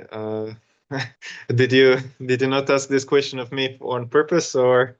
No. I mean, we don't in the debate format. You don't have to ask every single person the same question. You're free to answer that, though. You're free to use your Okay. time to answer that. And talk. And if you can fit something in about the budget, please do that. Yeah. So, as Vit has already been talking about this, I am willing to mutiny against the Senate and the President if it means protecting our values and the constitutional governance. In a way, I agree conceptually with Manuel that it is important to have the founders still be in charge. However, this is conditional on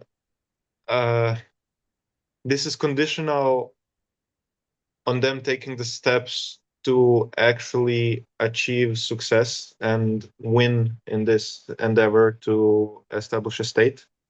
I do believe that the plans that are publicly displayed are going in this direction, but not the things that are actually being done. So I put into motion what has been promised but wasn't being done. This also includes the budget. So, for example, we are supposed to be the government spending, the taxes that you voluntarily pay, are supposed to be spent transparently through the Congress. I'm the main person that has been pushing for that, and it has been somewhat successful. So around 30-40% of the budgeting is now done transparently. The Ministry of Finance has been very slow to expand this to the rest of the budgeting. However, once we move to EVM, there are two ways to approach this question. You can approach this politically. So why our organization doesn't have transparent spending and predictable and blah blah blah. The other one is technical. Why isn't everything on chain? So the technical question, well, of course, since we have our own blockchain, we do not have USDT and Bitcoin on it directly. However, when we move to EVM, we will have USDT, Ethereum, and all of these major cryptocurrencies available directly for the institutions, so the Congress and the Ministry of Finance, to spend and move on chain. So we will solve this political problem by a technical change, which is moving to EVM. So more than 50% of our income will be received on chain directly to the institutions, and it will be transparently spent on chain directly from the institutions and the governance. It is sad that we need to resort to technical solutions for political problems, but this is how it is. Okay, thank you for your answer, Dorian. Let me Your move to mutiny Michał. activities have cost somewhere between $500,000 to $1 million right now. That's for sure. The fact that you crippled basically the blockchain development for half year is not very much appreciated. And the only thing that you in practicality achieved was your re-election into Congress, which is the main reason why I tend to call this the retarded revolution. But and there's nothing to do with any substantial political changes into the system. Just to be clear about that, the damage, the overall damage that you created to Liberland reputation by stealing the pseudo keys and then trying to steal a bunch of other stuff has been undisputedly more than $500,000 in my opinion. When it comes to Which is much less than letting you be in control over everything, given that you're not. well, but again, like the implementing only thing that the fun fact, you would probably be in Congress right now, but right now, because I don't feel bothered enough to like return myself the voting rights, you would be in Congress anyway if you didn't did it. But now you're in Congress and I don't have my voting rights. So good job in doing that. But I would just not overstate your contributions to improving this ecosystem. I would rather downplay it. I think you managed to create a great damage in last half year to 1 year of your activities, which, well, so be it. That's life. But the only person that could literally steal the pseudo keys was you, and you did it. And again, I'm happy that we did have our own blockchain ecosystem, because that was something which allowed us to basically fix it, or allowed us to push you to return the keys in some way. If we were running on Ethereum and you stole the pseudo keys, we would basically can just go and I don't know, do what. So just to be clear, this is fake news. So yes, there is a grain of truth to it. Sudo was used to implement the constitution. After the constitution was implemented, nothing about implementing constitution. Jesus Christ, what are you talking about? No idea what you want to do next. Okay. So please don't. The decision whether or not this continues. I'm happy Let's to not get continue bogged down, Dorian. If you want to respond, just don't try to create like a fake story of implementing constitution. Had nothing to do with implementing constitution. It had everything to do with you completely erratically trying to steal everything from domain to our database to blockchain, and then you had no idea what to do next. Just to be completely clear about that part of the history of Liberland. Okay, Dorian, if you want to respond, you have. I'll give you 30 seconds to respond, and you can go ahead. I also get to make a comment because I was mentioned before. Okay, but let's let Dorian go, and then we'll let you have your comment, Manuel. Just to make it clear, nothing was stolen, no damage was done. This is a narrative that is being pushed. However, if something was actually stolen, you would have heard about this. Yes, Sudaki was used for a few days to implement the changes, and then it was given up voluntarily. If I wanted to act in maliciously, you would have known and noticed. Okay, is that your answer? All right, we can move to Manuel. Manuel, you were mentioned. You have 30 seconds to respond. Yeah, I just wanted to make a quick comment because I was part of a debate in the LSU in Prague, and we did discuss this exact thing. And I think that it's interesting you say that you agree with me in principle, Dorian, that the founders should have control. So I guess they disagree with you.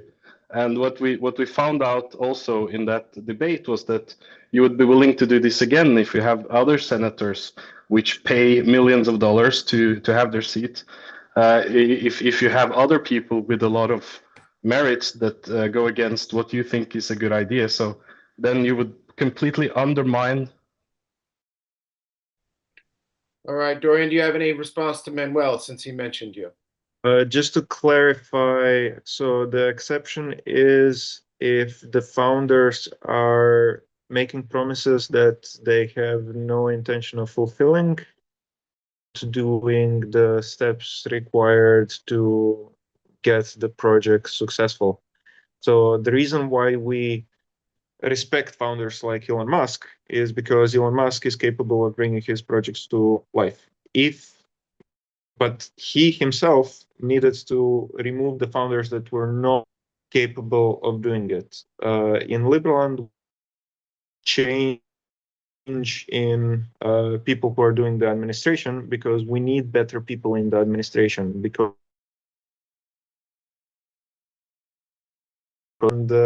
not strong enough to get it done. So we need to, So we Okay, don't thank you for respect. responding. So we don't We have to respect move the on. meritocracy. It was an answer to an answer, so I guess I would like to answer that. So we don't. In conclusion, we don't respect the merit.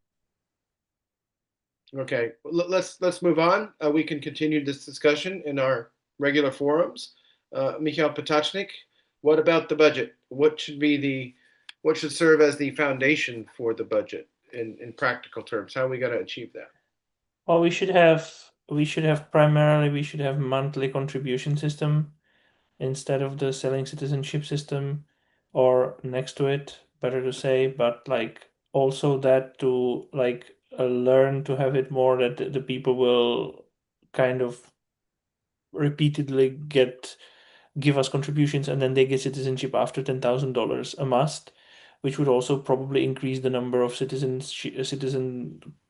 candidates possible, because fewer people can or are willing to pay 10,000 at once. Right. Rather than like in installments. This is not human psychology. This is sane behavior, because money now is better than money later.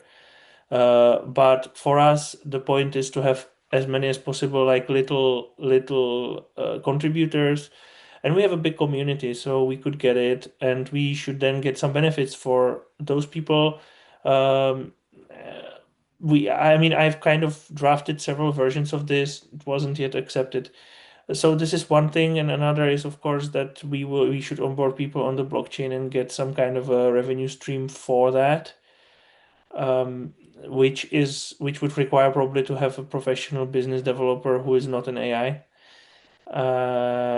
to actually set this up. And then we should also have benefits to citizenships and other things with respect to like to make it your passport to advantages in like airport lounges and getting rented And by cars the and way, we stuff do like have that. airport lounges for all citizens, that all new citizens get international priority pass. Very nice. And Very we nice. are not advertising it. We could advertise it also, the savings plans for citizenship. It's just about like putting it online rather than, but I think it's would be a good idea to really get people to commit, let's say, to 500 or I don't know, $100, $200 per month, for period of 25 months or something like that, and or 50 months, and then that's a good idea. Let's try to implement it. Somehow it was just so far more of a problem of a practical implementation rather than that it would not be supported. Yeah. Or also think about like that you could motivate people by fixing the price of the citizenship at a point when they start, which may be interesting after the launch of the merit, because then the merits would fluctuate. But you would sort of pre-guaranteed, and then you, on the condition that you continue paying every month something, whatever that is. It could be less than 100, or what do you said, 500, and then they will get it later, but like in years. Okay, but the price will be fixed upon now. I think this is a good point. All right, thank you, Mikhail.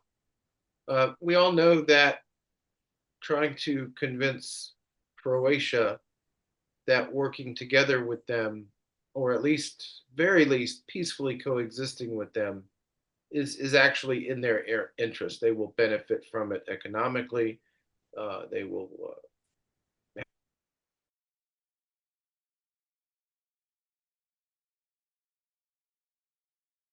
about our neighbor Serbia, where we also have our Liberland Village and many other Liberland institutions that operate there regularly. How do we work more closely together with Serbia? I mean, I think, don't you guys think we need to show them some more appreciation for, at least they don't support us necessarily, but they at least tolerate our presence. So how can we show appreciation to our Serbian friends? Manuel, you've been to Serbia many times. What do you think? Well, I think that from what I understand, we have pretty good relations with Serbia. I don't know if there's anything specific. Like we are doing a lot of things there. We are building up the ARC. I don't really have enough insight into the diplomacy to comment on what we're doing right or wrong, but it just seems to be a good thing that we're doing there. So I really I don't know if I have anything else. It on is that good. question. The premise of the question, however, is how do we continue that? Because of course, any good relationship can falter, and we don't want that to happen. So, Martin, what do you think about our relations with Serbia? Are we doing enough there to retain their friendship? Well, I mean, I've not been to Serbia or the Ark Village, so I couldn't necessarily give you any specifics, but I can say that economic investment, as has been brought up before, definitely needs to, I would say, be improved on, because the best way to do diplomacy, I would say, is for not to say free trade, but is economics. We have to invest more in not just Serbia, but Croatia and the region as a whole. But I think we need to definitely bring more investment to Serbia and show them we're here to stay. Here's what we're doing. Yep. And of course, there's a spillover effect when we are active in Serbia and create positive projects and bring economic benefits that will be noticed by Croatia. And it has been. Actually, a mayor of a nearby town in Croatia noticed that and said, hey, why don't you guys invest over here? So that was actually an interesting spillover effect from that. Dorian, what do you think about that? What can we do on the Serbian side to make things better for Liberland? Definitely, we should increase the presence in Serbia. I believe the easiest way to do this would be to move all of these events that are happening in ARC into Belgrade, because that way you can have the Serbian businessmen, the Serbian politicians, the Serbian members of their political parties will just have so much easier time of going there, and they will see you, and it will be easier to make connections. I believe this is the easiest thing that we can do, is to move the events from ARC into Belgrade. Other than that, just keep in mind, okay, we have an excuse, some excuse why there has been very little activity in Croatia, because the Croatia is is kind of unfriendly to us. However, there's no blocker in Serbia. It is a bit sad to see that we are not more involved with Serbia already, and we should be. And I believe just these events in Belgrade are the highest return on investment that we can do, and is the easiest to do right now. Well, that's a good point, Dorian, because we've always had a very good turnout in Belgrade when we had events at the floating office or at the restaurant we had a few months ago. The turnout was very good. We had no room left to admit people to come. Awesome. It's awesome. Yeah, floating office was filled up with people, and the restaurant, we had to bring an extra 2 extra tables, for example, at this fairly large restaurant, to accommodate all the people who wanted to come and meet with us. So those events in Belgrade have been very successful, Dorian. You're correct about that, and it saves people 3 hours driving to Apatin and then going back to somewhere. There's also especially their Serbian politicians. They can show up for the evening. Making it easier for them to show up will make them show up. Incentives matter. Did you come to any of our events over there, Dorian, in Belgrade? Because they were good events. I don't remember. Maybe I wasn't there. Or... I don't think I was in any Liberland events in Belgrade. I just organized this one in Zagreb, but right. But you are correct. They have been successful, and they have a lot of potential. So you're right about that. So let's go to Michal. Michal, you had your hand up. I don't know if you're referring to a previous question or this one, but you have the floor. Yeah, thank you. Thank you. So I just wanted to make a comment that it is not in interest of Croatia to accommodate us unless we behave in a certain way, which is that we are a good partner. Because Croatia, it is not in Croatia's interest to be dealing with wild cards and people who don't come, who don't follow the rules of propriety within state conduct. And we have to be doing that. And now we're doing it better than we used to. But just that's what I wanted to comment on. That it's not unconditional. Yeah, the message and the package is beneficial for them, of course. But who delivers the package is really important in politics and in law and in all kinds of human conduct. And if you and how you deliver it. And this how you deliver it, it's not just a form, it's not just stupidity. This is like risk management on the side of the state, which is a huge organization, and so it has to have rigid rules, rigid controls. And those people are used to those controls. I mean, I was a state official, I know that. And so we have to accommodate them. And we have to accommodate their responsibility. They have responsibility to their entire Croatian nation and Croatian state, right? Like this is not trivial. So I just wanted to say that this is like it's not an unqualified statement. We are only beneficial if we act as a good partner.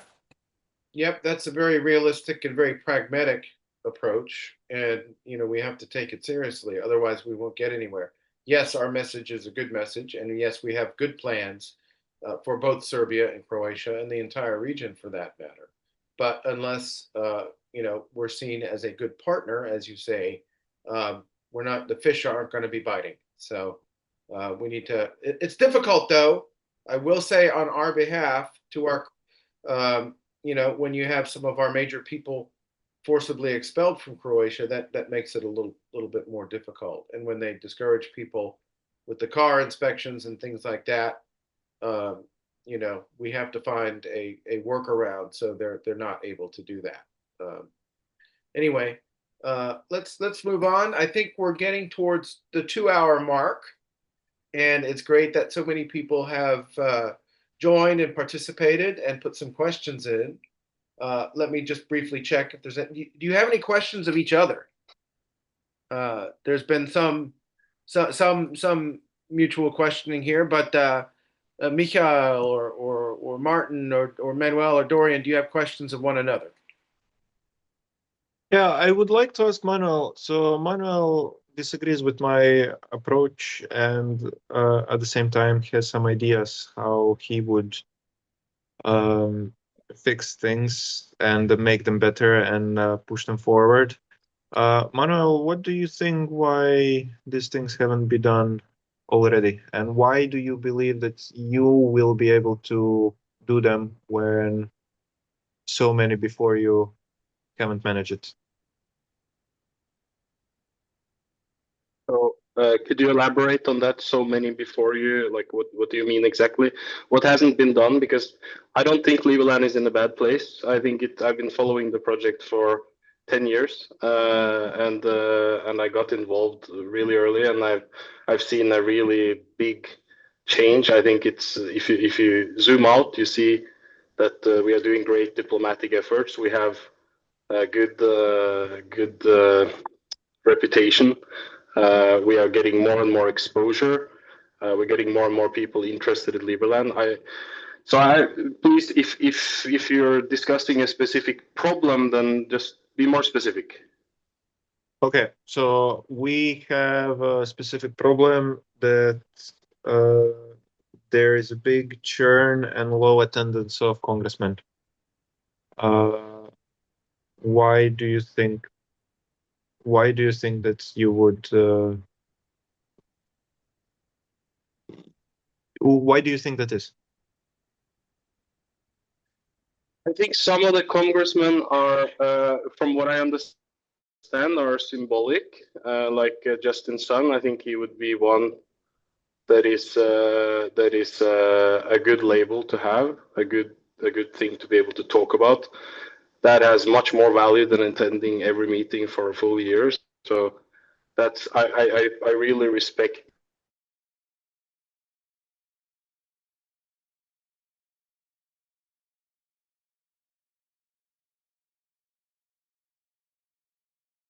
I voted in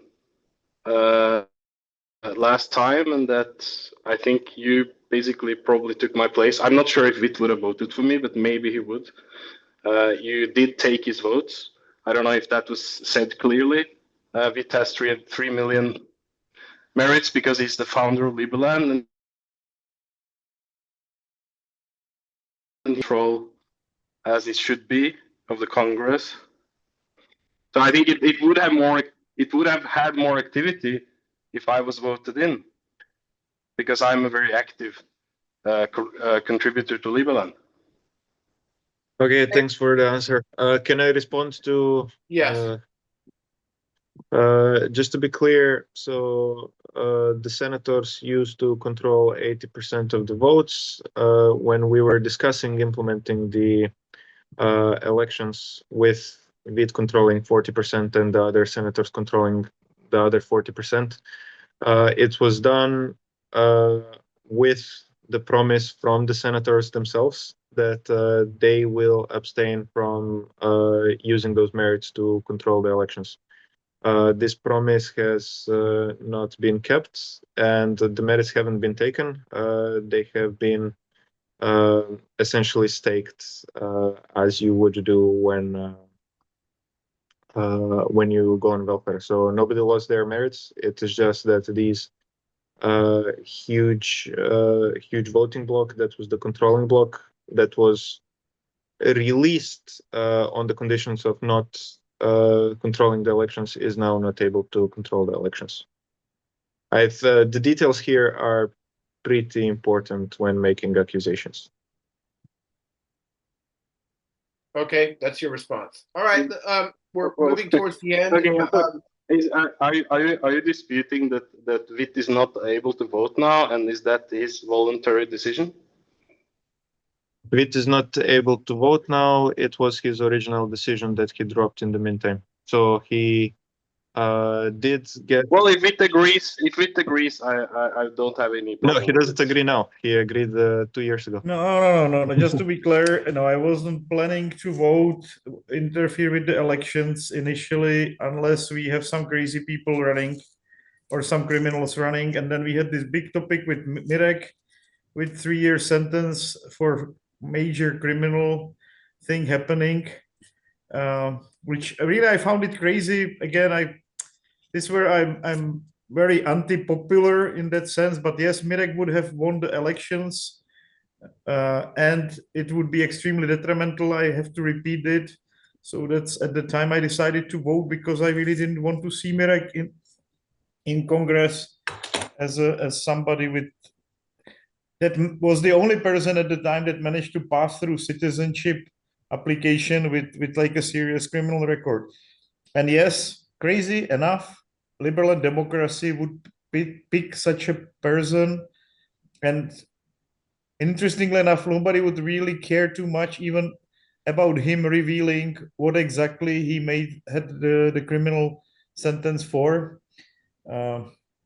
So that was the main reason why I started voting in Liberland elections, because I wanted to fix this mistake where he was able to pass as a citizen inside of the system. And you saw it as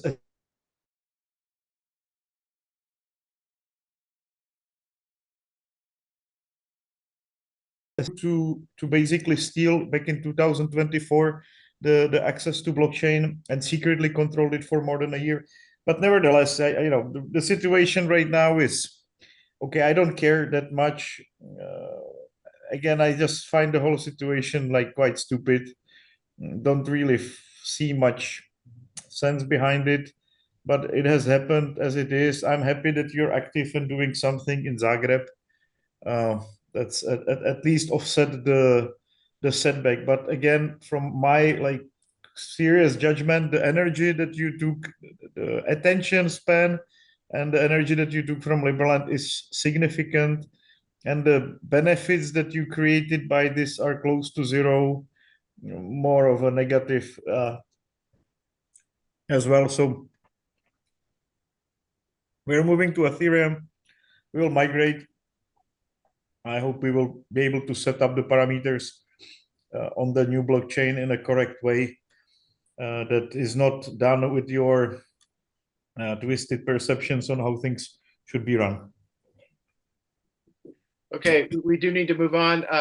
Michael or Martin, are there any questions that you have of the other panelists running for Congress? I actually do.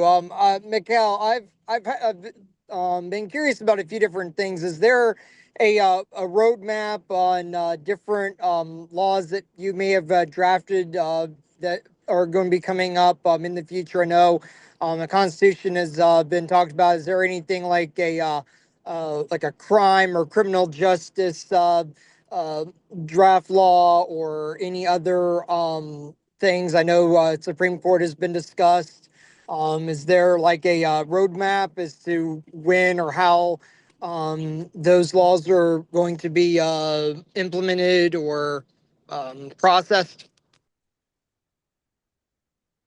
Yeah, so criminal law is tricky. We have delict law, which is like misdemeanors essentially. Public law delict, not tort.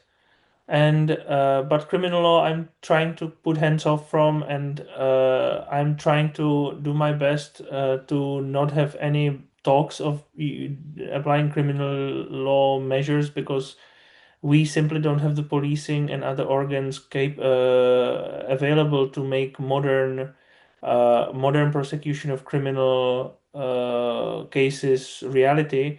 And if we don't do it modern, then it will be correctly judged by the rest of the world as inhumane. So this is like the easiest way to get a very bad rep. So we just don't touch it. It's toxic until we have a couple billions of or hundreds of million of budget, and we can spend a large portion of it on things like training the right police or enabling people to get defense attorneys paid by the state. Yeah, that's perfectly fine. That's all. I'm just trying to figure out if there was any plan or not, or why there wasn't. So I get that 100% of why we have not touched that. Then I don't have any other questions. Okay, very good. All right, it's reached the 7 o'clock time point here in Europe. Now, of course, these debates have a very good purpose and they're very necessary before an election.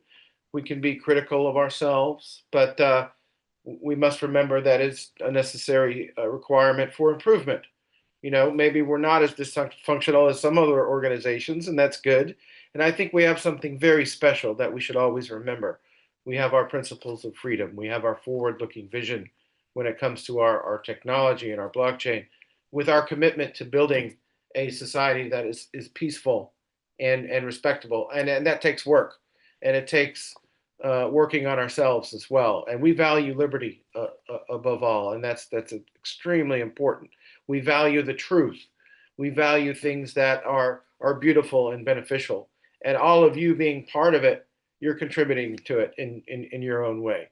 And of course, with the division of labor, some people do things better than others, and all together, we're much stronger that way. So I think we can give ourselves a pat on the back in spite of hiccups and setbacks and things like that. We are improving, and we are succeeding in many areas. And thank you all for your participation. Thank you to the audience for coming and joining us and asking questions and taking part in the future of Liberland. So I think, Michael, what's the deadline on the voting? Tomorrow in the midday. Tomorrow in the midday. Okay. I think 3 o'clock, but I am not sure since there was an unfortunate hiccup. Okay. All right. So It's better to vote today in either way. And Michael, what is actually the situation now with next law we are voting on? I would very much ask to do this after the new blockchain's on, and not to go through it now, because we have the 90 days, so it may be basically the same time. and it will be more transparent and better system overall. So yeah, we have this judicial process law. We're also improving on it together with the Supreme Court justices, at least one of them. The American guy actually gave reasonable recommendations, and I have a draft in works, like inspired by him and so on. And that's necessary. This is a big thing. So I would just postpone all legislation until we have a new blockchain, a new system, new elections, and everything's like better. Then we market it better and go for it. Because otherwise we're But just going to nevertheless, build a can you system which please nobody make votes sure in. that can you please make sure that really all these laws are being now, for example, available, or there is a kickoff of They've been discussion available for the on last forum? 9 months. They've been Can you- available for the last 9 months, and nobody uses the forum. And let's stop pretending that this is useful tool, please. Please, Well, let's no, stop not pretending. true. I'm actually and this is very important. I've been following the forum very closely, and I always reply to anybody that asks any questions there.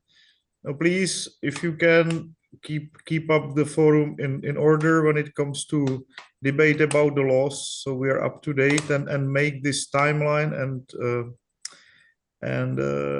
firm timeline, or at least a progress report on the legislation, clear there, so we know which laws are being under work and which laws are the next. If you can, just that we really can present that our legislative process is ongoing and we're working on it.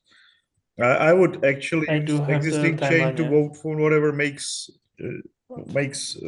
reason to vote for. I'm okay with postponing it as well, but at least having this clear vision of what is going to happen next when it comes to laws in Liberland. And I don't think we need hundreds of millions of dollars or billions of dollars, as you say, to run a police in Liberland. We don't. We need to have some understanding with the Croatian border police that they will no longer interfere. But on the other hand, when it comes to criminal law, we could also very well leave it to Croatia in exchange for some even fees we could pay to them if they leave us alone, as it seems right now, really, according to current decisions, if they leave us alone on other areas like the tourist inspections, etc., or building inspection, or hygiene inspection, or tax inspections, police inspections, if they just keep out of Liberland and we have Croatian police coming down if somebody murdered somebody, I am okay with that solution as well. But again, like, I would really like to have a completely transparent, clean vision on where we're going when it comes to laws in Liberland, and I would really love to have more citizens actively involved in helping Michael pushing this forward, because that is what was Congress made for. I know you feel like you've been left alone in this, Michael, but I think part of the problem is that we are not advertising it enough. So the laws have been available for nine months, approximately at this point. The timeline has been given, and please let us wait. Please, it will be better. The laws will be better. The process will be better. In what way the laws will be better? I'm trying to really understand. Like, people will work with it because we will hype up the EVM chain, and we will get more people in there, especially in the first month, and then we go for judicial process law. It's a huge thing. It's a huge law. People should see it. People should be able to vote on it in a normal way, not this polka dot way. We're building a transparent system, transparent elections. Referendum makes sense. We will document everything. We have these AI tools that can generate like a lot of text and can do it according to best practices. We can even generate videos probably with like those tools that will fulfill the dream which you had, which we never could materialize in the old world. Now we can, so let's do it. It's just a few months ahead of us. Like, we can survive for a few months without a judicial process law. We can move to have Mr. Fusili and Dr. Fusili and Dr. Kinsella also look at the law. After I finish it with the American, I'll give them that version, and then they can look at that. And that will take them time because they're not paid for it, right? They'll do it in their free time. We have to wait for them. So those 2 months or something, that's a good time well spent. And the judicial process law is the absolutely necessary next one. Like the referendum law, let's first wait until we have the new referendum to push that one. Congress law, same thing, because we'll have a Congress election. Okay, no, great, Michael. I just posted the article that you posted recently, about Thanks. which I would really like to have people focused on, because this is really the foundation of state, that we are able to put together laws, and we have some reasonable roadmap in which we are getting to situation in which our laws are on par with other internationally recognized countries. So thank you very much, everybody. It was great Congress election debate. Looking forward for another one in 3 months. Thank you very much. Have a good day. Thank Bye-bye. you. Welcome to Liberland. Welcome to Liberland.